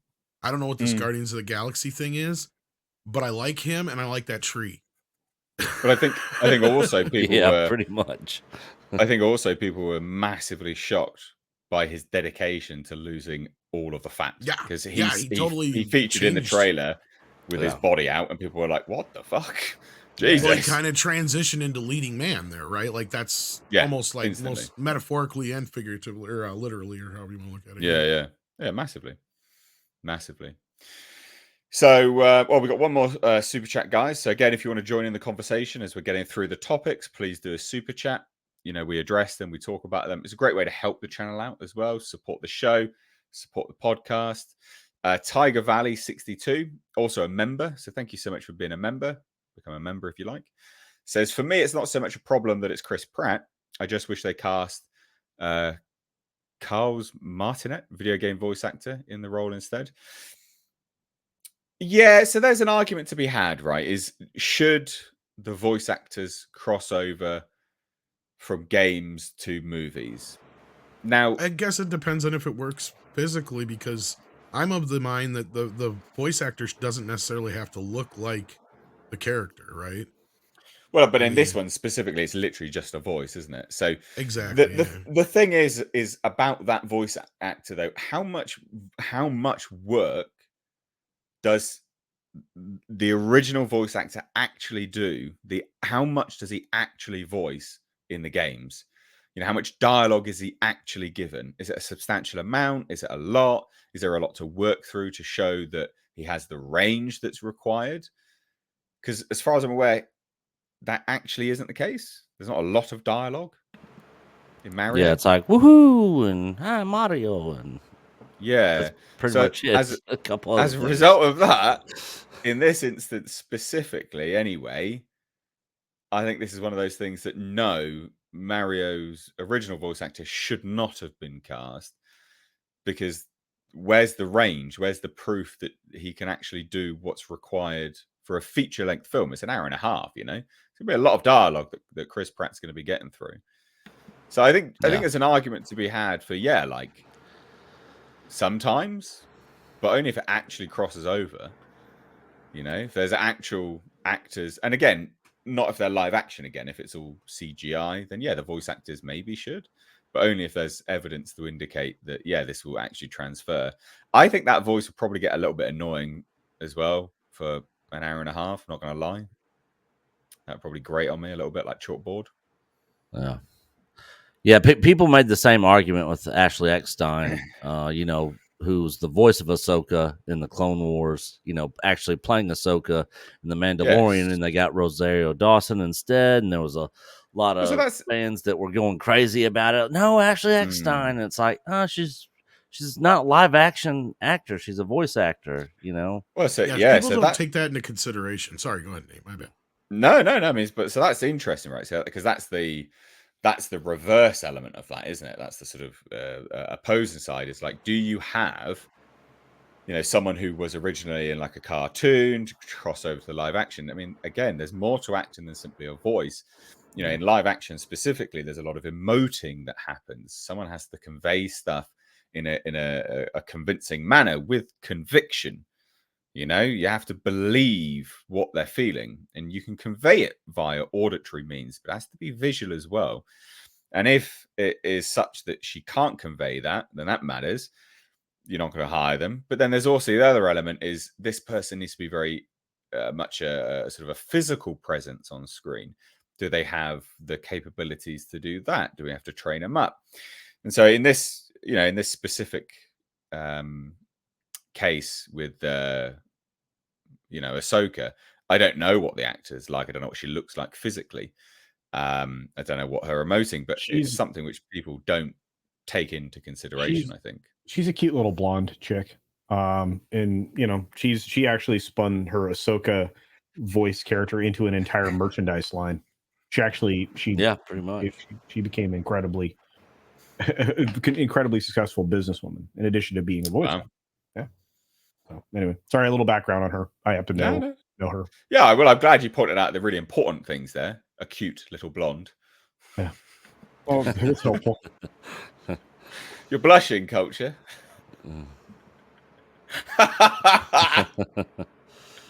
Oh dear, that's funny. No, okay, yeah, but it makes sense. But so maybe her stature's wrong for the. She was. Yeah, she wasn't gonna fit, and no. I look. I think Rosario Dawson was an excellent choice for that character. So just like I think Chris Pratt's probably a really good voice actor for this character. So couple weeks late, sent something. 39.99 South African rands. Yeah, come on, you should know ZA, South African rand, is it? Yep. Ah, yeah, Zardoz is here. All right, okay, well, hoe gaan dit? Buy a donkey. Cheers. There you go. It's my South Afrikaans. Anyway, Nitro for £5 says the reason they went with Chris is because he can get the film funded. The voice actor has acted in other roles, but has no star power. Yes, that does matter. And it's not just that either. I mean, they had, of course, Anya Taylor-Joy and loads of other people, didn't they, in it? So, that is an element of it. Of course, you do have to have a certain element of star power to get things funded behind it. Perfectly valid point as well. Perfectly valid point. So we're going to shuffle on now to so we've had some sort of good topics and bad topics. I'm going to give you another good topic, all right? Because I don't want it to be, a complete snooze fest, all right? Ladies and gents, we are you fucking Brie Larson.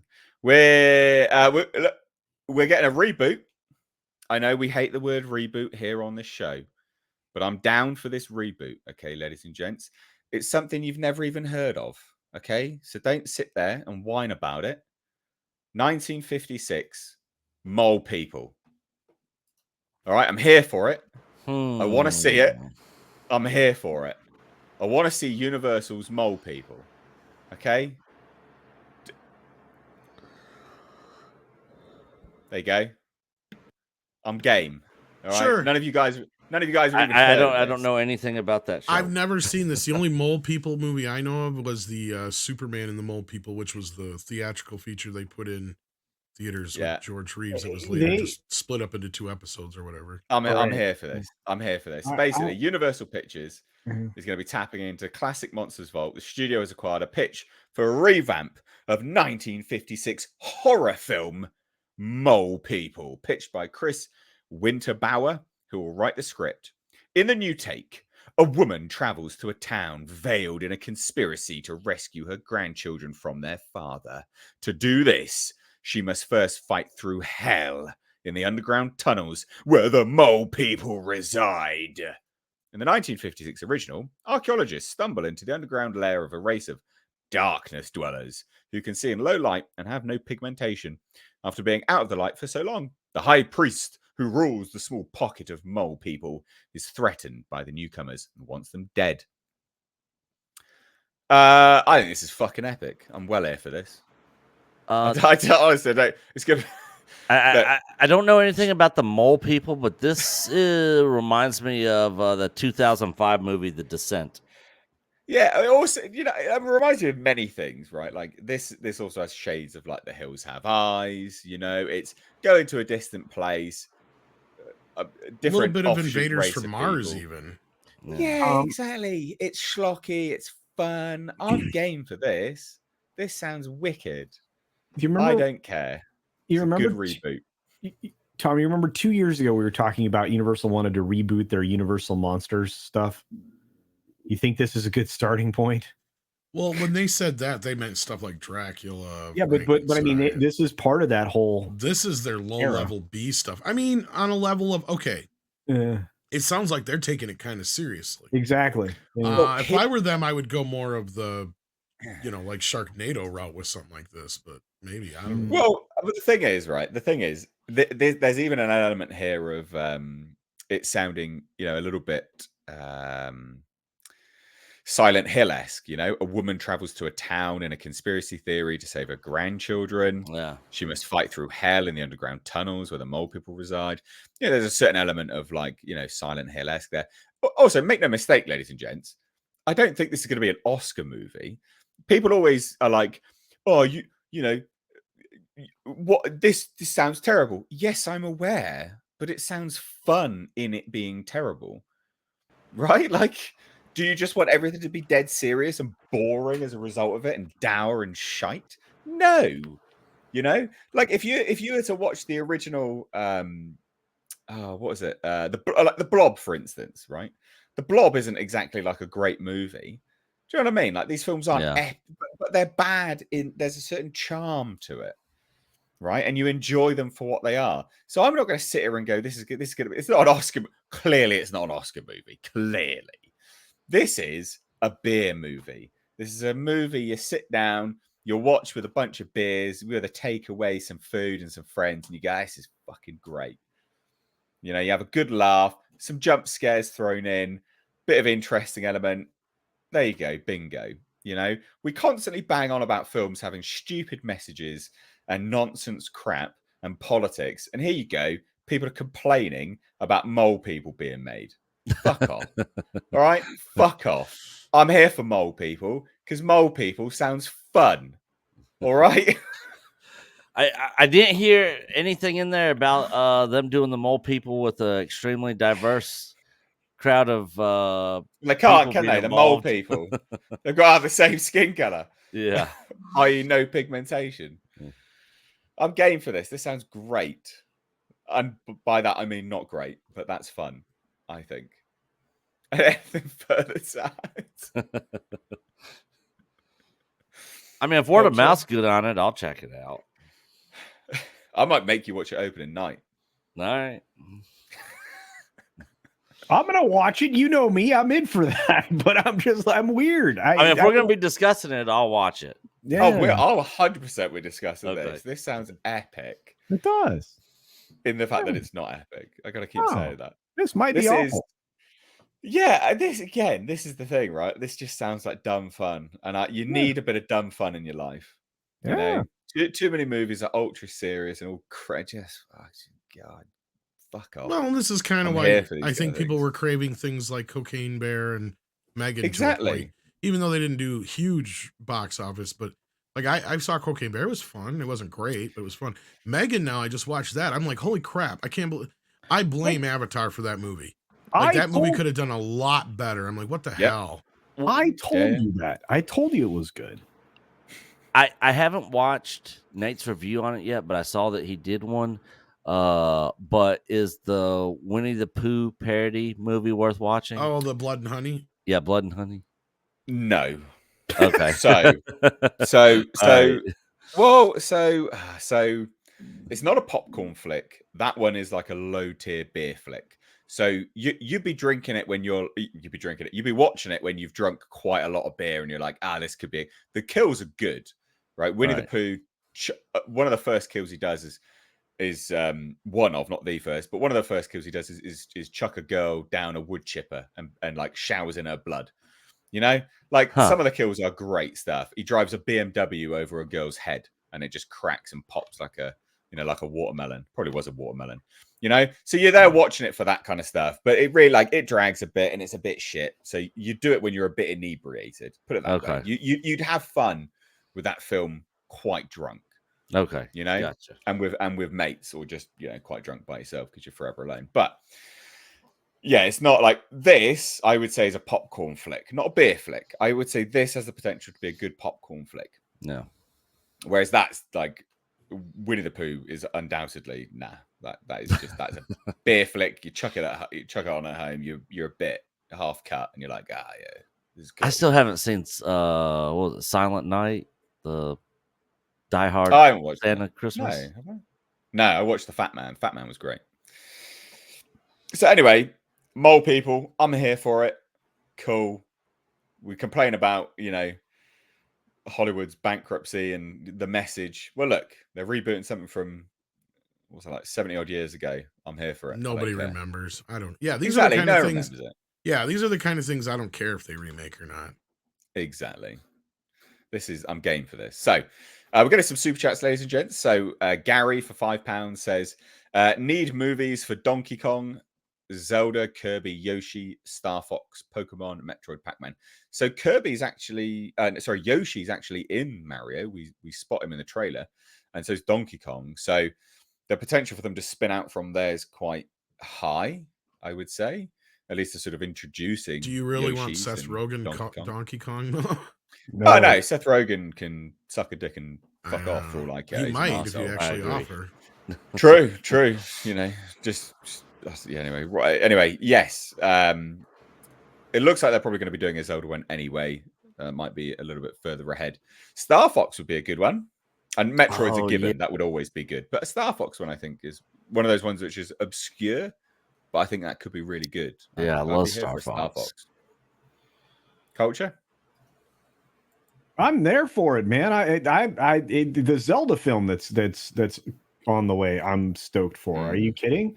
I'm there for it all. You bring out all of these lovely IPs that I've been jonesing for, and in this form and fashion, and in a way that kicks the animation that Disney's capable of right in the teeth. Yeah, I'm there for it.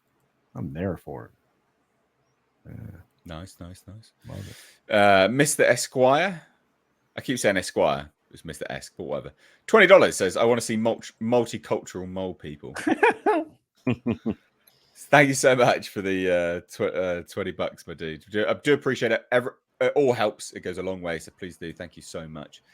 This is, I mean, again, you're never going to get it. What message could you possibly have in that film? It's just going to be a good, dumb, mindless horror flick. And I love it. You need films like that. You need films like that. Accident Seller for 59 Norwegian kroner says, the black non-binary trans pole people, they're really into the skin flute. Fuck's sake. Oh, Jesus. Wow. Oh, goodness me. Goodness me. Goodness me. Right. So we're going to get on to something we've sort of been talking about for a little bit here and there anyway. And this is the layoffs at Disney. So Disney CEO Bob Iger sent a memo round. I really hate this memo anyway. It's awful. Did you not get the memo? Well, here's the full memo. Dear fellow employees, as I shared with you in February, we have made the difficult decision to reduce our overall workforce by approximately 7,000 jobs as part of a strategic realignment of the company, including important cost-saving measures necessary for creating a more effective, coordinated and streamlined approach to our business. Over the past few months, senior leaders have been working closely with HR to assess their operational needs, and I want to give you an update on those efforts. This week, we begin notifying employees whose positions are impacted by the company's workforce reductions. Leaders will be communicating the news directly to the first group of impacted employees over the next 4 days. We've got an update on that. A second, larger round of notifications will happen in April with several thousand more staff reductions, and we expect to commence the final round of notifications before the beginning of the summer to reach our 7,000 job target. This is where it gets really patronizing as shit. The difficult reality of many colleagues and friends leaving Disney is not something we take lightly. This company is home to the most talented and dedicated employees in the world, and so many of you bring a lifelong passion for Disney to your work here. That's part of what makes working at Disney so special. It also makes it all the more difficult to say goodbye to wonderful people we care about. I want to offer my sincere thanks and appreciation to every departing employee for numerous contributions and your devotion to this beloved company. For our employees who aren't impacted, I want to acknowledge that there will no doubt be challenges ahead as we continue building the structures and foundations that will enable us to be successful moving forward. I ask for your continued understanding and collaboration at this time. In tough moments, we must always do what is required to ensure Disney can continue delivering exceptional entertainment to audiences and guests around the world, now and long into the future. Please know that our HR partners and leaders are committed to creating a supportive and smooth process every step of the way. I want to thank each of you again for all your many achievements here at the Walt Disney Company. I mean, look, fuck's sake, to me, that is just so bad. The fact is, like, in tough moments, you must all get fired so Disney can be successfable and we can keep all Well, of I our just find executives this and I keep my ironic pay as grade. hell. Well, it's more so that they crap canned Chapek, right? Because Yep, Chapek, one of the things that I panicked over was because he's like, we're gonna have to do at least 2,500 or more cuts in the company. And they're like, nope, we can't have this. He's gonna be cutting DEI and all this other stuff. Nope. So they bring back Daddy Iger. And what is Daddy Iger gonna do? He's gonna do 3 times or more as many cuts. And where do you think all these cuts are gonna happen, kids? But since it's Daddy Iger instead of Chapek doing it, they're gonna be like, oh well, can I have some more? Thank you very much. Right? Like they don't care. They'll do it for the cause at that point. Yeah, I mean, this is the thing. No one's lambasting him for this. They're just like, oh, you know, good. You go, Iger. Yeah, good man. It's for the best But of the company. It's just so patronizing as well. Like, it's like, oh, you know, we must do what is best. You must lose your jobs. I mean, they're not firing anyone of note because, again, straight Except for away, Victoria. they had a metaverse unit, ladies and gents. A fucking metaverse unit. What are you doing, Disney? You fucking idiots. Sorry about the language, but I'm using it to enunciate, I guess. Maybe. How stupid they are. Just how utterly moronic they are. They're just pissing money up the wall. We've got a metaverse unit here at Disney. Whatever.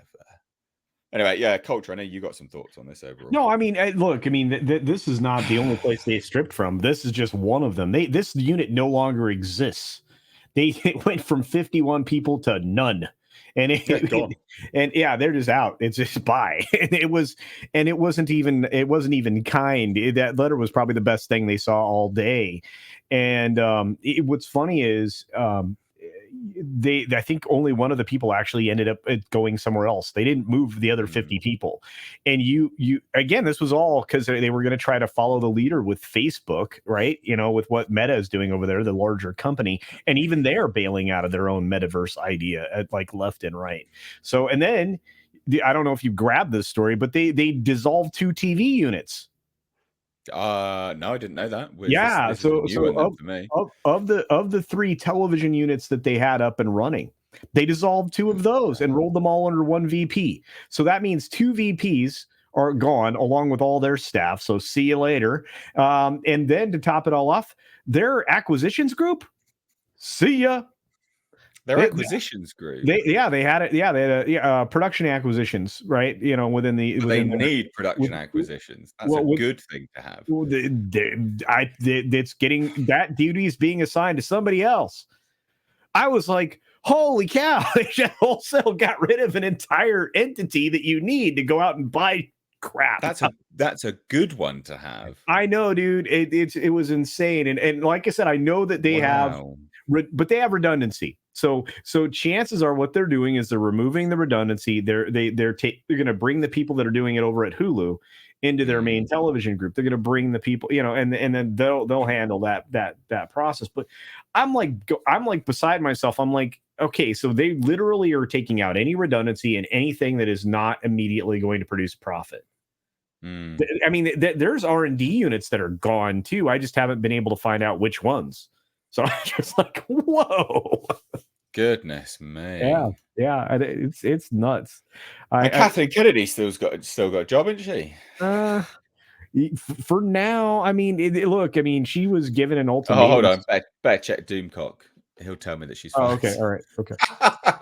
Well, we joke about it, but that doesn't mean that there isn't going to be a big head rolling over at Lucasfilm. Well, she's going to be fired at some point. I mean, not her necessarily, and that's the thing. I don't think it's going to be her. Well, but somebody's vulnerable over there. So I suspect in order to make everything look equitable, Lucasfilm's going to lose an executive.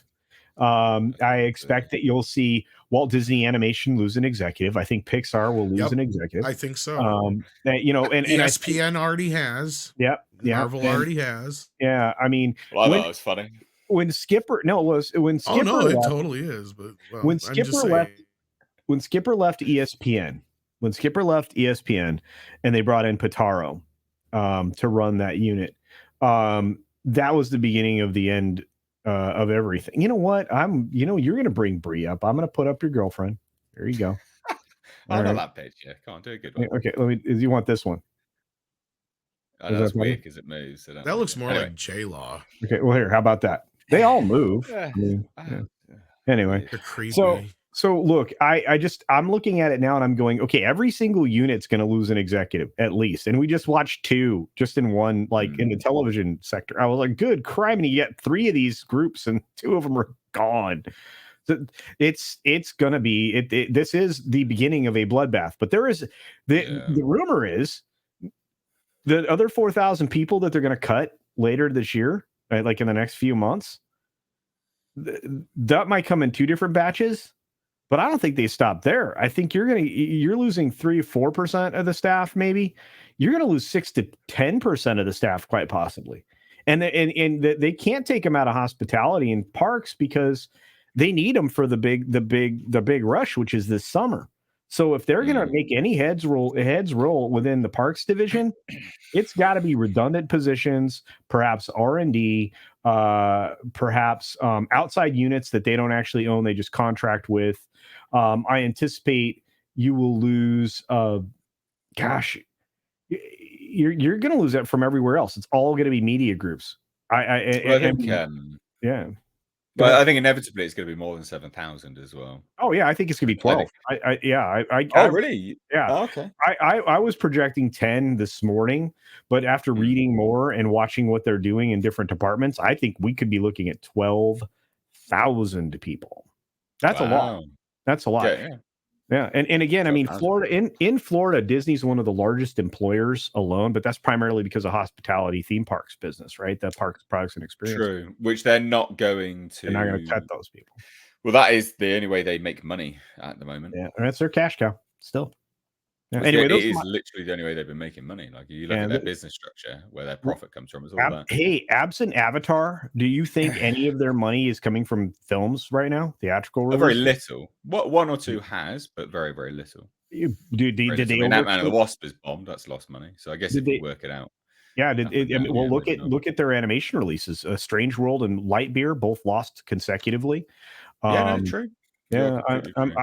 I look at their overall performance across all their theatrical releases, and I'm like, they may break even overall because of Avatar 2, Way of Water, but otherwise, I strongly suspect they're deep in the hole, and they are able to hide it because of the quarterly reporting, but they are deep in the hole. Yeah. Anyway, those are my thoughts. Nick, do you have anything to add to that, bud? Not a whole lot other than go woke, go broke. Very eloquent there. I mean, literally the whole time you guys were sitting here talking, I was looking at the entire release schedule of everything Disney is putting out for the rest of this year, whether it be Disney Plus, Hulu, theaters, whatever. Everything that Disney has their hands in, every single thing to the end of this year. And the only two things that I'm even interested in slightly seeing is Guardians of the Galaxy 3 and Indiana Jones. And at the end of the day, I think both of those films will end up not being as good as they're probably expecting them to be. I don't think they'll be complete flops, but I don't think they're going to do the numbers that they're hoping for. Everything else on here is literally, I'm scrolling through it, is diversity, inclusion, like literally every single thing. Strong women shows and characters. So I wouldn't be surprised if after this year they have more layoffs come next year. Yeah, true. True. Tom, you got anything to drop in there before we move on? Tom's no, I think you guys have covered it pretty well in this instance. I mean, not much more I can say here. I mean, this is more of a wait and see kind of thing. We know the kind of things that are going to be dumped and changed here at Disney. Will it help in the long run? I don't know. This goes back to the whole Victoria Alonso firing. The reasons why she was fired that we're hearing have less to do with so much the woke practices as it does with other things. So, I mean, the only thing that kind of broaches that is the whole don't say gay situation, which, you know, again, I feel like that has more to do with just the fact of how it was handled more so than anything. So, yeah. Yeah, very, very true. So, Joe Lee has sent a $5 super sticker. Thank you so much. Like a little painty cat fox thing. Thank you so much for that. It's greatly appreciated.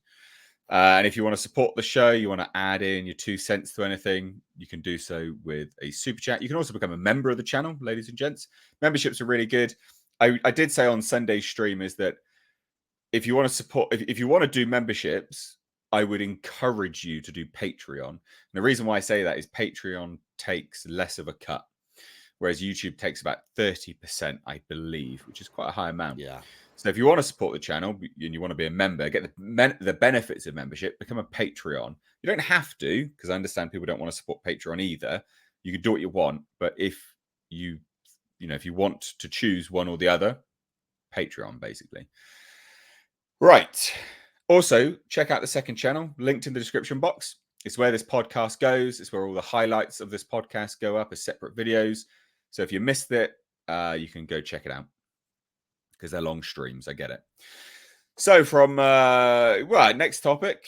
I think this is great news. So we're going to be talking about Samara Weaving's new film. It's a 1980s action thriller, Bella. And the reason why I think this is good, one, I really like Samara Weaving. I think she's a fantastic actor. She's great in everything she's in. She starred in Ready or Not, brutal film, great modern example of how to craft a strong female archetype in a movie and do it right.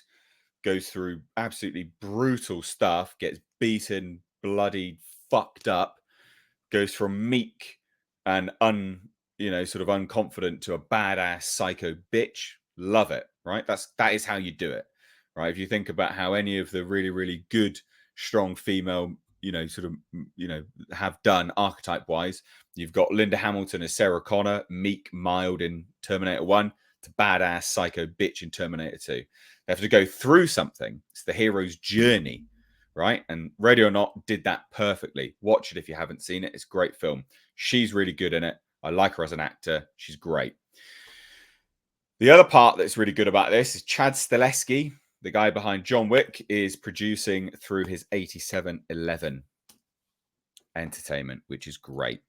Also, I like the time period setting, the 1980s. So, set against the backdrop of a crime wave that gripped New York City in the 80s, Bella is a hyper-stylized action thriller about a cop's daughter who, as her father clings to life following an assassination attempt, goes on a rampage to unearth her father's attacker and weed out deep-rooted corruption in the New York City department.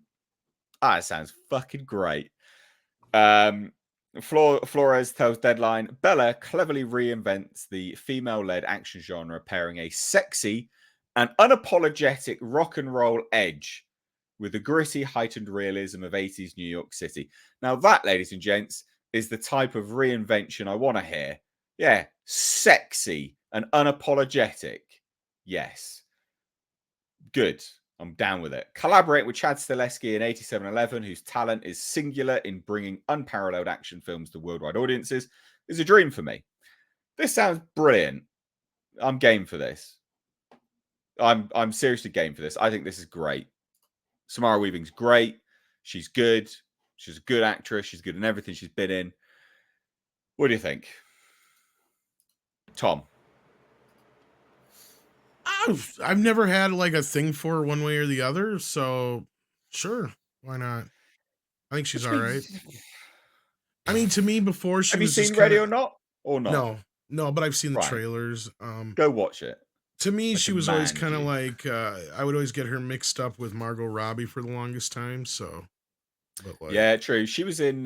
She's been in so many things. She's really, really good. She's really good. Culture. I'm looking forward to it. I mean, I like the premise. I like the setting. I like the idea of 1980s is my jam, kids.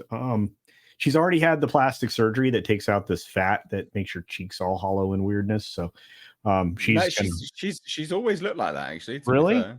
Yeah, she's always been pretty.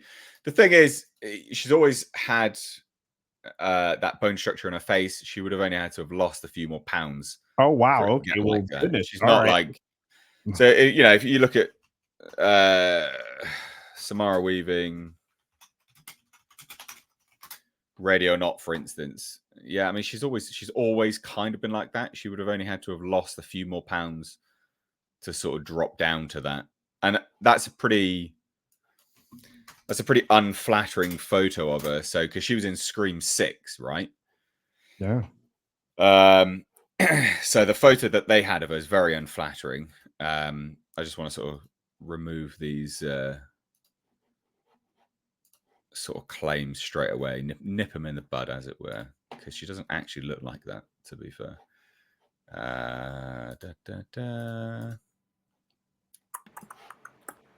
She was in Bill and Ted Face the Music? yeah, she played Bill's See? daughter. Oh. It's an unflattering photo. She doesn't. That's what she looked like in Scream 6, her most recent role. Oh. Yeah. She doesn't actually look that drawn in real life. You see? Just a very unflattering photo that Yeah. I just her Deadline facial seem to want to use for whatever reason. Yeah, her facial shape is quite striking.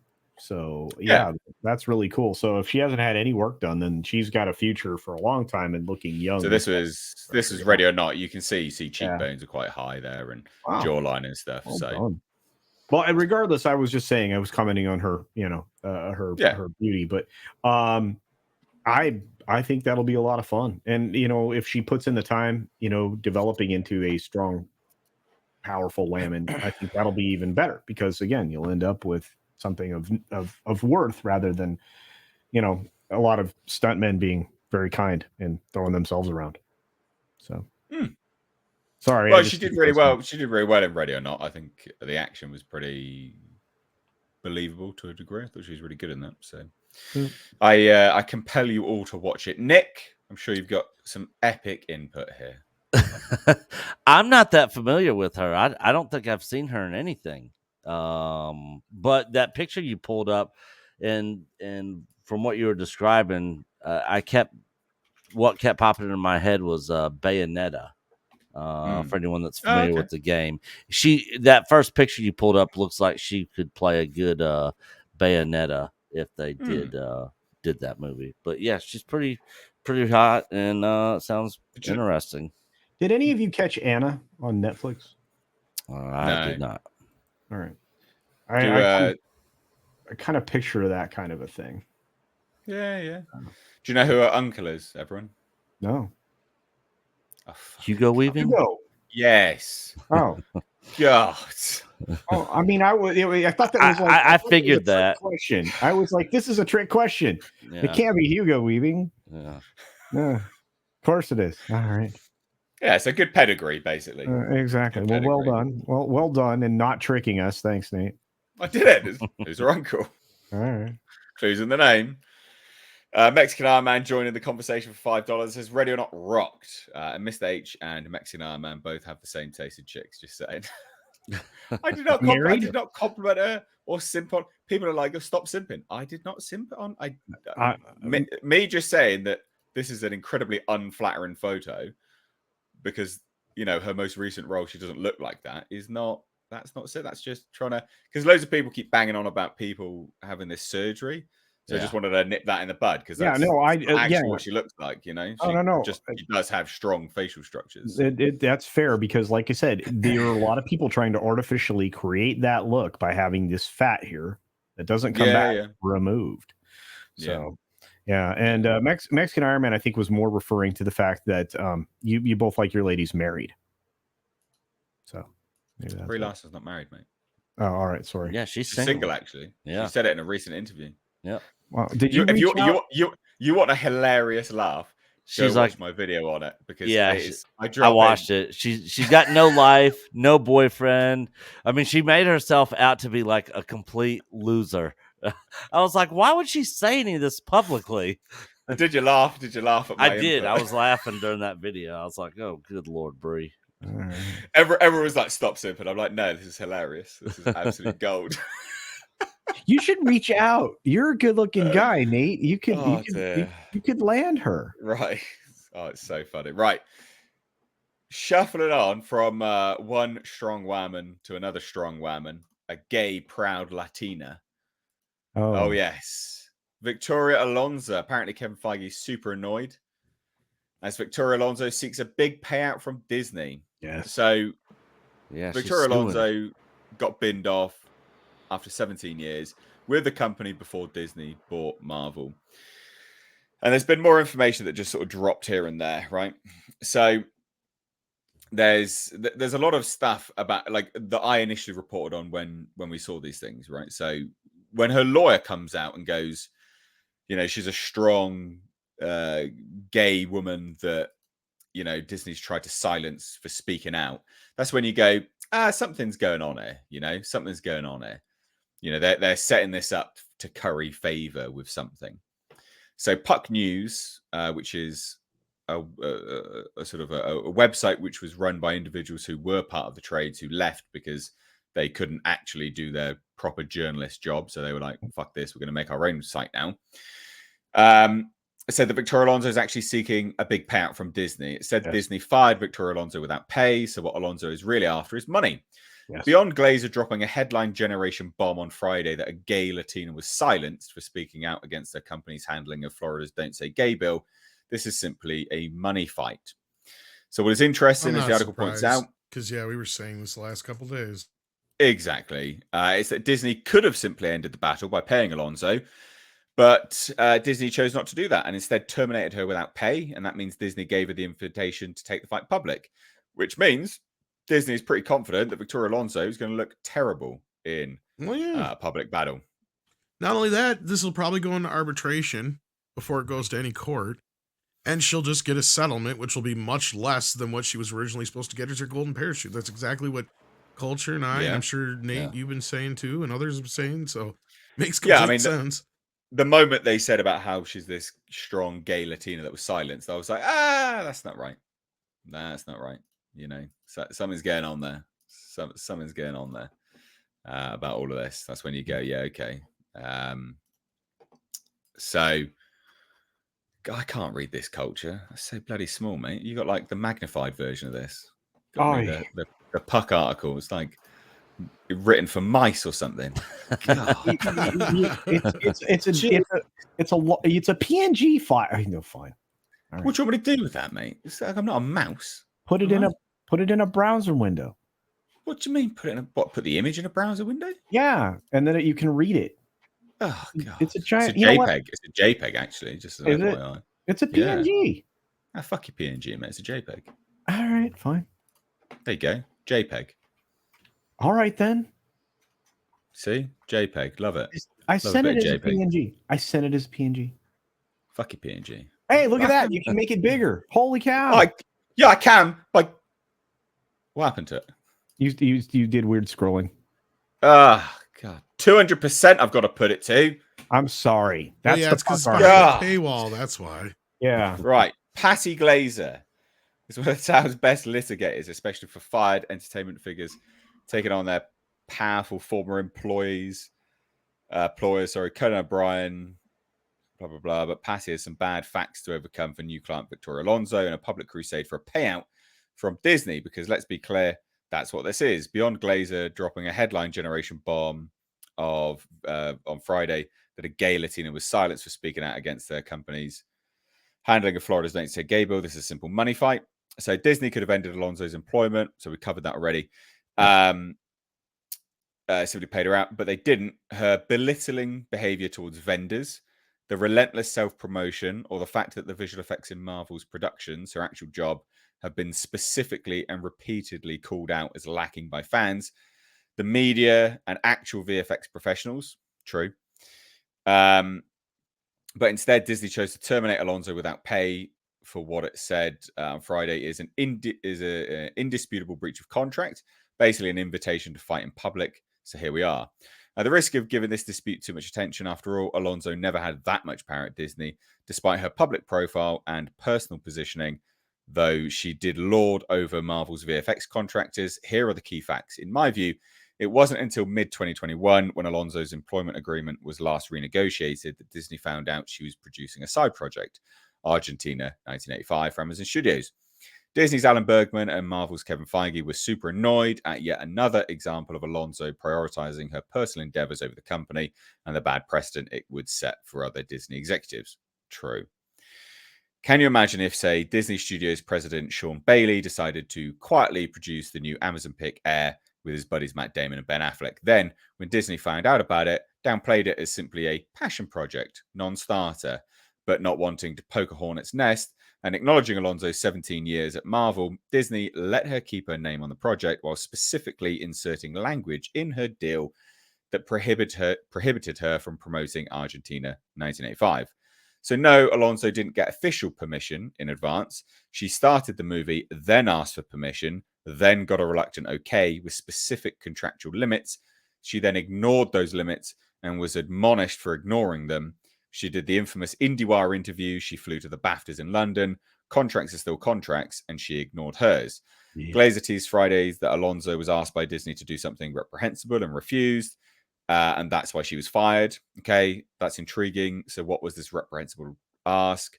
Team Alonso declined to tell me, no doubt wanting to use the public disclosure in a potential lawsuit for leverage. But until we know, speaking out about Florida at a GLAAD event seems like a bit of a misdirect. After all, the only person who would have been pissed about that is former CEO Bob Chapek, and he's no longer at the company. There's a grand tradition of Hollywood executives using their perch to build a personal brand. Everyone from Robert Evans at Paramount of Your 2. More recently, Bozoma St. John at Netflix. Even Michael Eisner walked that line at Disney with the TV appearances and books. Alonso fits into this mold, but who knows how much tolerance Disney will have for this public fight. I'm told settlement negotiations are now active, so maybe Alonso will get that go-away money after all. Thoughts now we've read the Mouse article. Thanks, Culture. Well, I mean, Disney said, basically breach of contract and direct violation of company policy, which probably is going to end up going back to her treatment of a lot of the VFX workers. And if this ends up going to court, it's all going to come out and be even more public, and she's probably going to make herself look even worse, make herself look even stupider, and wind up with less money. She should probably just take what Disney gives her, shut the fuck up, and move on and go do something else. But she wants to sue them, so good luck with that. Can I suggest something? And I'm not certain that it's true because I haven't seen reporting to the effect yet that we probably will. But she was dismissed for cause. Breach of contract. Nada. Yeah, she got nothing, yeah. So that's what that article says, that she got no money at all. Yeah. And so if you get nada and you go to suing somebody, they're going to push it to arbitration because she's employed in California. California is an arbitration first state in most contracts like this. And Tom was 100% right. And Andre's 100% right. And all of the people that would know are saying the same thing. And so you're right, Nate. She'd have a better shot at making this less public, at getting actual money. I think she's going to she's putting herself in harm's way. And here's the weird thing. This is the same attorney, Glazer, that is also involved in the Karen McCarthy. Oh, is it? Situation. Yeah, both of them. So for those that don't know, ladies and gents, sorry to quickly interject. McCarthy is also suing Lucasfilm. Yeah. So another person doing another lawsuit against Lucasfilm for egregious dismissal or egregious breach of contract. Yes. But that one actually seems legitimate. Yeah, that one's consider this, and we talked about this when it happened, Nate, but I think that she's likely to get more than the $1.9 million figure that was recently awarded for similar circumstances. Yeah, probably. In California. I believe, and they already established the price. If she were to get the show and the show to go for more than one season, or even if it goes for one season, they established her daily wage at $5,000 a day. Well, they also know what she had lost as well, a lucrative deal which she gave up, which they'll obviously, I would imagine, factor into it a little bit alongside the other arguments to be had. So. Anyway, I just thought bringing the fact that Glazer and Weil were the same law firm was interesting. Yeah, no, that is interesting. These cases are parallel. Two different major business units for Disney. Didn't mean to stop, talk over it, but I thought that was interesting. So, yeah, Tom. No, that's kind of the main subject here. Like Culture is saying, Nick pointed out, like we said before, like they canned her and they made sure that, as we said in the earlier reports here, that they checked with legal, they checked with HR, and Kevin Feige stepped the F out of the way. So those three things right there means that Disney was pretty confident in getting rid of her the way they did, and they don't plan on giving her a dime. And when they do give her a dime, it's going to be a much less payment than she would have gotten with her golden parachute. Because normally when these things happen, because like look at Chapek, when they shit canned him, he got his money.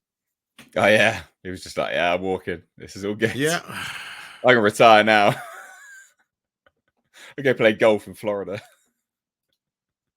No, I don't think this is the last we'll hear of this, but at the same time, I don't know if it'll get much past arbitration. I think she'll take a substantially reduced payment, lay low for a little bit, and then quietly make a comeback from behind the scenes and just producing smaller projects and stuff. Yeah, I would agree there. So we got a super chat dropped in from Blast Radius for $10. Says the whole diversity and inclusion propaganda theme coming from corporations reminds me of stuff in the book 1984 I read in high school. Very creepy times we are living in.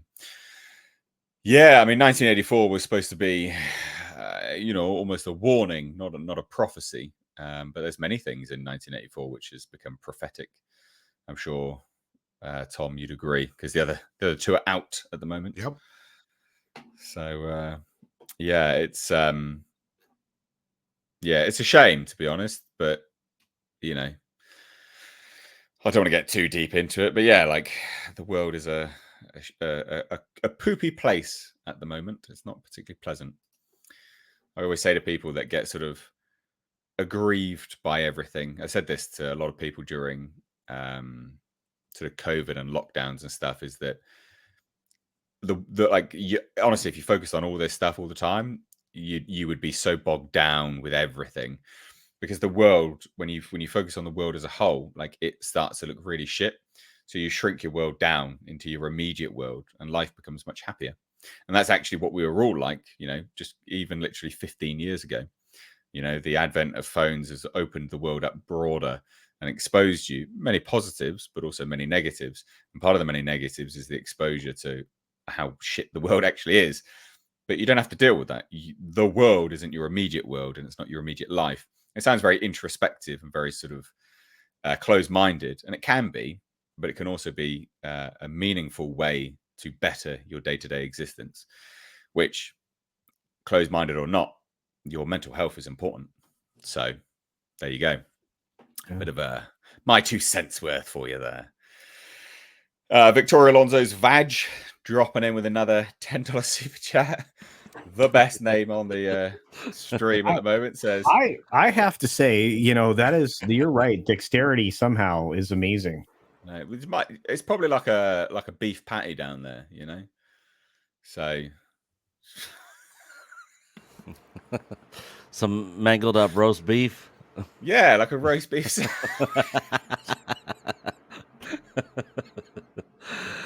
Oh, where's the stream going? To shit like they always do at the end. Well, I was Anyway. waiting for the end to give it to you guys. So I tried to convince her not to sue, but I don't think she understood me. She's bad at lip reading. Bum, bum. Oh, good Lord. Oh, goodness me. That lip absolute reading gold. straight from the vag. Oh, that's gold. Fucking hell. Oh, dear, oh, dear. That's absolute gold. Nick, have you watched John Wick 4? You haven't, have you? I have not. I was supposed to go see it yesterday, but I didn't make it. So it's probably gonna be. Ooh, it's probably not gonna be till this weekend before I get a chance to go see it. Well, me and Culture have seen John Wick 4, so we're going to talk about John Wick 4 briefly, because it was amazing. Loved it. Best looking film you are going to see this year. Cinematography, second to none. Yeah. Absolutely perfect. Oh, I can't wait to see it. Every frame could have been a poster. It was utterly beautiful. Staggering achievement. Oftentimes I use as fake praise the idea that it was in focus, like the film was in focus. That's because I'm trying to say something nice about a film. This film was amazing. The cinematography. We're sitting in this theater, right? And by the way, I'm at a very early premiere show, right? And preview show, I should say. And so normally the theater has like 8 people in it for one of those, right? This place was almost full. It was over half full. It was insane. So I'm like going, this thing's going to be a monster. And nobody in that room was disappointed with the film. Nobody. No. And there is a shot every once in a while in cinema, in film. There's a shot that's kind of groundbreaking. Okay, we had one of those. This is the second time that the Wick franchise has done a shot. You know the shot I'm talking about? No, I don't, because there's so many. Oh, okay. From above, you know that shot? Oh, yeah. Sorry, yeah. That was one continuous shot as well. So what we're referring to, we're not going to talk major spoilers or anything like that. But there's a scene. There's a whole scene where the camera is obviously on a It's on that's a gimbal. rig, Yeah. and Mm. well, it's a rig gimbal thing, Yeah, rig basically, gimbal. 'cause- Yeah. because it's not only are you panning through the rooms, but obviously they've built this set, so it then goes to a bird's eye top down view, as if you're playing The Sims, and it's just the choreography to perform it all in conjunction with the camera and the timing was just unbelievably good. This Holy shit, was it amazing? the squibs going off in sequence, That's time so to the good. choreography of the firearms, time to the guys gun fu fighting, and I was like, it was, but it's a long shot. It's like 5-6 minutes long, and I'm going, Very long. how do you do that? And then the camera's panning around overhead in the most unique way, and I'm like going, I've this never is seen something like that in cinema before. No. Never seen it before. no. Never. And Oh. you know what?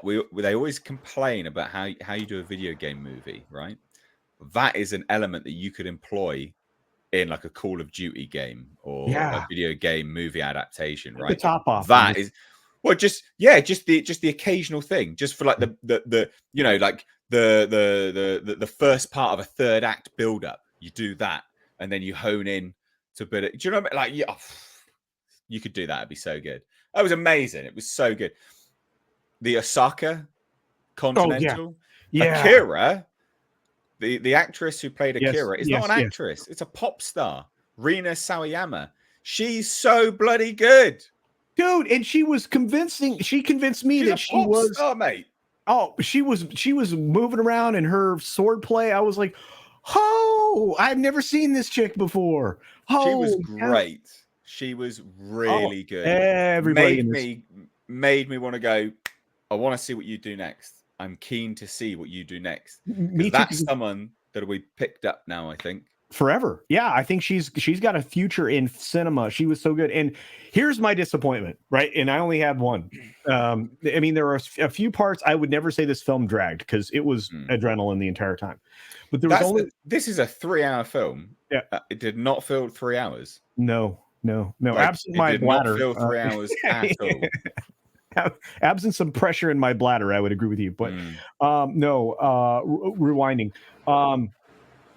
I wanted the Iron Chef to return because he wasn't confirmed dead in the previous film. Remember, I mentioned that in the last stream we were together before the film, and I'm like, but Donnie Yen delivered in a big way. See, I like Donnie Yen. I think his action made up for his acting. Yeah, I don't think his acting was on point in this. His action was epic. Yeah. But his acting was a little bit lackluster. I thought the same thing about him in Rogue One. Oh, okay. Yeah. So he was paralyzed by I'm going to say it, Nick, and you can be mad at me. A slightly better than average film, trapped in some really bad writing. Anyway, back to John Wick. We talk about those specific shots in the cinematography. How about the long shot of Winston just walking down the art? And it just kept going, dude, and kept going and kept going. And I'm like, this is beautiful. This is great. I was just loving it. I could watch Winston walk down an art museum. I know. Ian Just a McShane movie of that. He's like click, click, click, and that's the cool thing. Okay, so I can't overblow the fact that the ambiance that's set up by the audio in this film is incredible. Premium. The soundtrack is brilliant. The everything associated with the audio here, they create an audioscape inside the film that is unmatched. Like I said, and some of these shots are incredibly complicated, and some of them are works of art. That scene of him walking in the museum in front of these monstrous paintings, right? Yeah. And that was ridiculous. But there's the shots like on the roof of the Osaka. I'm like going, that is absolutely gorgeous with the red background and stuff. Yeah, so good. I'm like, it's just such a no spoilers, but the location of the closing final, the final scene, and the beautiful cinematography during the whole, the whole closing scene was just unbelievable. It looked like a soundstage. It was just a work of art, absolute work of art. And Scott Adkins in a fat suit. Oh, that was so good. He was epic. You seen people bitching about him in a fat suit. They're like, it's not funny because he's in a fat suit and he's asthmatic. Yeah, so fat people get asthma. Like, fuck off. Well, even Right, even who non-fat cares? people get asthma. Exactly. But they're like, he's playing it for laughs. Yes, so you can be the butt of a joke. It's fine. Who gives a fuck? Dude, I'm so sick of these bloody wet wipes complaining about it. Fuck off. It's funny because John Wick is compared to a lot of the Asians that he fights, he's a little taller, right? And that was highlighted in the Parabellum in the third film. But in this scene, he's dwarfed by this guy in a fat suit. I mean, Adkins was great. I was like, this is brilliant. And oh gosh, that scene, the whole setup for that scene was the brutal way he goes out, I was not expecting that. Oh, I audibly said in the theater something I can't repeat on the stream, but I was. I'll tell you what I said. It was probably similar. I was like, holy fuck! Yeah. Like, oh fuck! Like, That was Jesus, incredibly brutal. I was like, wow, because it just happened really quickly. You're like, oh, okay, all right then. Wow. What a great film! What an absolutely brilliant film. 10 out of 10 cinematography. I never say that, but that cinematography. Yeah, I don't think there's a more technically proficient film. No, and this is why Stalinsky is going to be like here forever. I hope he's one of those going forward that we're like going, this guy. Well, he's doing the Bella. I know. Bella. So I know. Again, that's another reason why I think. Oh, and are we going to talk about what is now being pushed forward? Oh well, what? I mean, obviously, there's the post-credit spin-off thing. Well, no, beyond that. Well, what do you mean?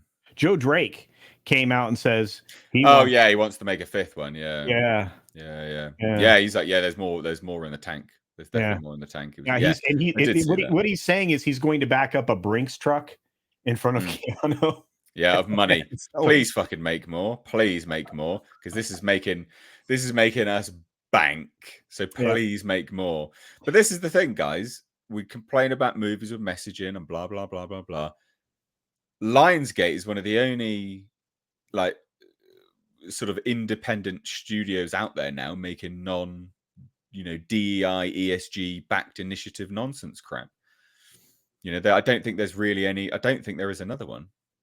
Well, I'll push back a little there, Nate, and I'll say that first of all, they're trying to position themselves for sale. Part one, part two. I didn't know that actually. Yeah, part two, and I don't think they're going to sell now. I think Drake realizes, wow, we don't have to acquiesce to another company. We can do this on our own, because this is a mid-budget film. This is $100 million.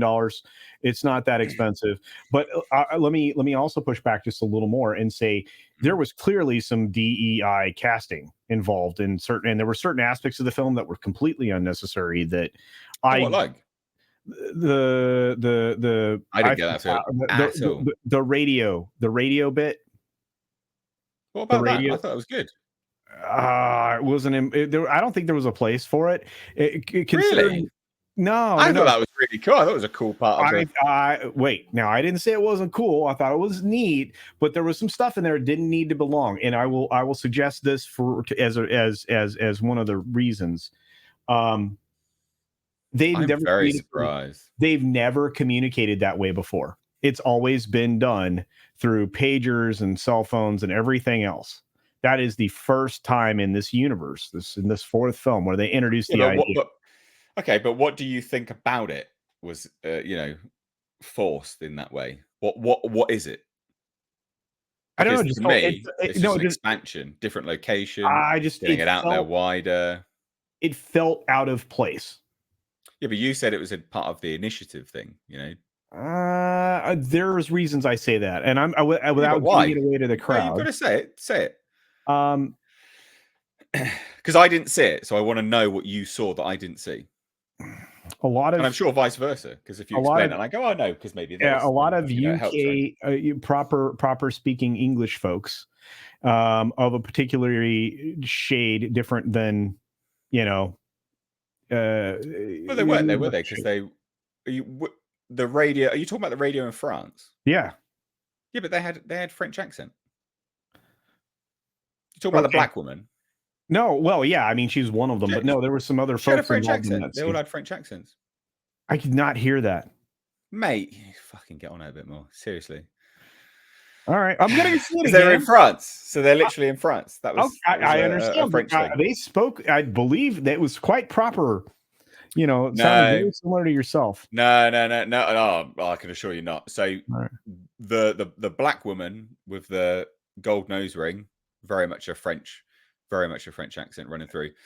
And our PR says, nah, the radio woman didn't have a French accent. She did. You should go back and watch it. I'm The gonna trailer watch it doesn't again. indicate it very I well. will look at that. She absolutely had a French but- accent. And But the way she enunciated some of the words. The thing is, I'm British, so I know, like, I know what a British accent sounds like. I live here. She wasn't. She might have been British doing a French accent, and you picked up on the fact she was British, but she wasn't doing a British accent. If that that's so makes sense. weird. I'm going back to see the film because that's what I do when I love a film. I see it more than once. I mean, look, I could be wrong, but I'm pretty certain that okay, was. it's fine. But I'm absolutely. like, no, I'm genuinely 100% certain it was a French accent. All I'm trying to say is all of that was out of place, and I just felt like that was unneeded. Oh no! So this is the thing, David Rose, radio DJ. Remember the Warriors movie? Oh, that's why it was in there because they were doing an homage. Warriors to the come out and Warriors. play. Yeah. Okay, all right, fair enough. I'll give them that because I know they were making homages to the Warriors. Yeah. Yeah. See now, you wind that back Warriors, in now. See, this is why it's come on, important that you say play. it. This is why Yeah. it's important that you say these things. Well, I just 'cause don't then- want to get called like things that I'm not. Which me, But I'm. that's why you own it, because you're not. Yeah. Don't be afraid. No one All right, cares. fair enough. Right? fair enough. You shouldn't care. You know you're not. You own it and you say it. The black woman spoke with this kind of accent. It seemed a bit out of place. Just say it. It's really not a big Oh, deal. but I not even just that. I was also trying to say that the scene didn't feel in place, and it wasn't. It was. I don't know why it was in there. Well, now you do. Okay, fair enough. That's why it's important to say. You see, That's fair enough. I can't but wait. when people have the ability just to freely speak their mind, Oh, I know. do you see how, like, this is why this sort of lockdown of thoughts just wrecks everyone now. It does. Because Yeah. if I didn't make you say that, we wouldn't have people going, yeah, Warriors, etc. And then you wouldn't go, oh yeah, cool. You see? It makes perfect sense. And like you said, I can't wait to see this again. And that means I'm gonna spend another 3 hours of my life watching that because I'm gonna use that as a reward because I'm going to see this stupid ass D&D movie.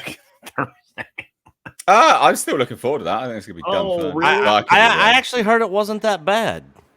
Yeah, I've heard it's okay. We shall see. I haven't seen it yet though, but Well, anyway, I think that rounds out our little John Wick 4 discussion. I think good movie, strong recommendation. Go watch it. All right, Is what I'll say. fair enough. You strong recommendation? Oh gosh, yeah, no, yeah. I mean, you and I both. I think we both did reviews. I'm like, this is what it is. Is it worth your money? Yes, go see it. Do you Yeah. necessarily have to see it in IMAX? No. No, I didn't watch it in IMAX. Yeah. Mainly, it just didn't work out time wise. I was still blown away. I think if you have the chance to watch it in IMAX, do, because it is the superior. What could they add? It's just 'Cause, I mean, superior. Where's the seating? It's the screen's bigger. The audio's but better. It's just superior. I just can't imagine. No, but I can't imagine adding height to the screen is going to change much. No, well, even if it doesn't, it's the opportunity that it might. True. So if you Yeah, have the yeah. chance to do it, I that, can. that would be the best format. Basically, can. watch it on the best format that's suitable for your schedule. Well, That's what I did. I saw. I mean, I saw it on an incredibly large screen as it was, but yeah. Mm. I'm still blown away. There wasn't a moment I wasn't engaged with the film outside of like the 20 seconds I took to run as fast as possible to the restroom and run back. I held my piss in all the way. It was good. Dude, I could not. I'd had two 16-ounce bottles of water at that point, and I was like, not good. Man. that's why you got to sip. Just sip on it.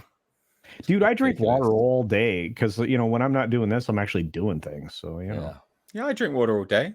Yeah. I still hold my piss in. Oh, fine, Nate. You have better bladder control. You win the Yes, I pissing do. contest. I do. He did. This- win this the is a literal pissing contest. contest. Oh dear, right. Tom, I'm guessing you haven't seen it yet either. No, because sadly, like I even said, my local theater was They just decided not to get it this weekend. For some reason, they decided to waste their time with Ant-Man and Creed 3 Oh, again. good Lord. Yeah, and I'm not going to drive that because unfortunately for a 3-hour movie like this, that's 6-7 hours out of my time. I just don't have. So this that's is one what I I might had. just have to wait. I might just have to wait on, but we'll see. Because Yeah, we got that's what I had. Mario It and was some like other 5 stuff coming up. So 5.5 hours. It was a long time.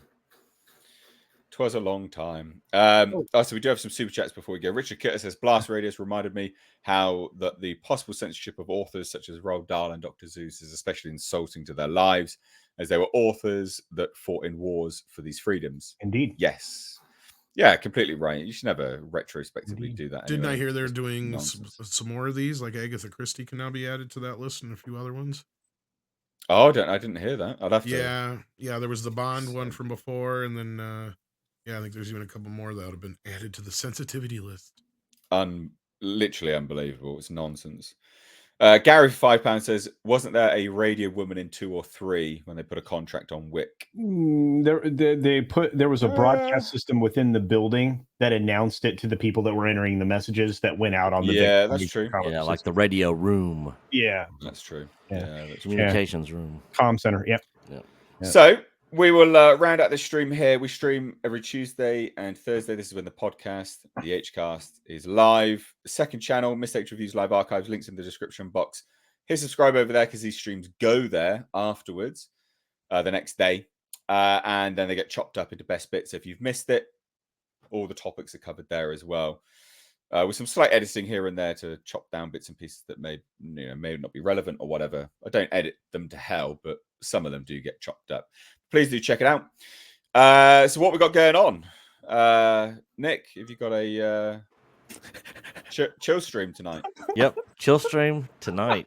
Oh yeah. Pre Mando talk with folks on what to expect, how they're feeling about the show so far, that sort of stuff. We got a couple articles and a couple things that we're gonna hit, but Nice. basically it's gonna be a pre-Mando. Is Jedi Bad Take going to be in that? Is what? Jedi Bad Take going to be on the show? Maybe. The fuck is that? Oh, are you talking about? I'm just teasing. You know who I'm talking about. Are you talking about RMB? No. Oh no. Okay. Oh, Rissman. Yeah. Oh, no, it's probably just gonna be me and Coach All tonight. right. Okay. Fair enough. Proper chilled stream. Culture, what do you got coming up? I just do the weekday 6-minute daily every weekday, which on Tuesdays and Thursdays is extra long. We do bonus time, so usually it's about an hour and a It's half. not 6-minute daily then, is it, mate? Dude, this has been inappropriately named since I started doing it, because I allow a little bit of time to say hi to the audience before I start as a sound check, and then it takes 6 minutes, and then I say goodbye. Just change Well- that fucking name, mate. It's false advertisement. I'm I gonna flag like it on being, YouTube. I like being increasingly wrong when I name my things. I like it.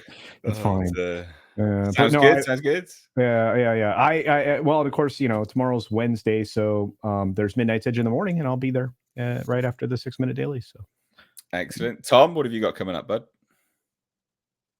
Of course, I got Mead coming up here in about 20 to 30 minutes or so, give or take. Around Midnight's Edge After Dark and morning show in the morning and stuff like that. So yeah.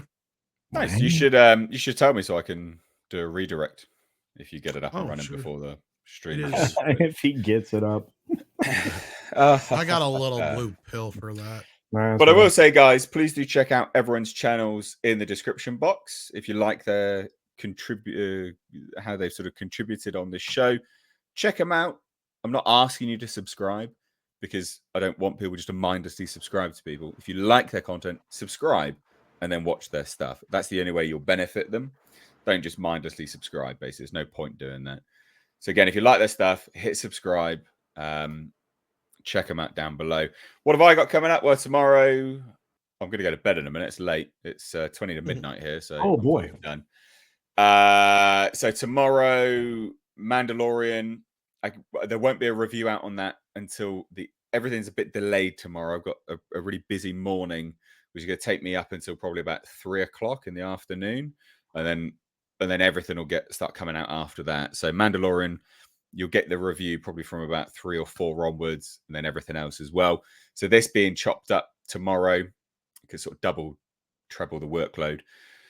This won't be done until late either. So do apologize, but then there's going to be loads of other things happening as well. So that's happening tomorrow. Thursday, we're back with another HCast. We start 2 hours earlier.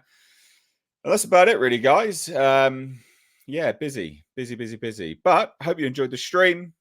From me and everyone else, thank you all so much. Take care. Peace out. Bye-bye.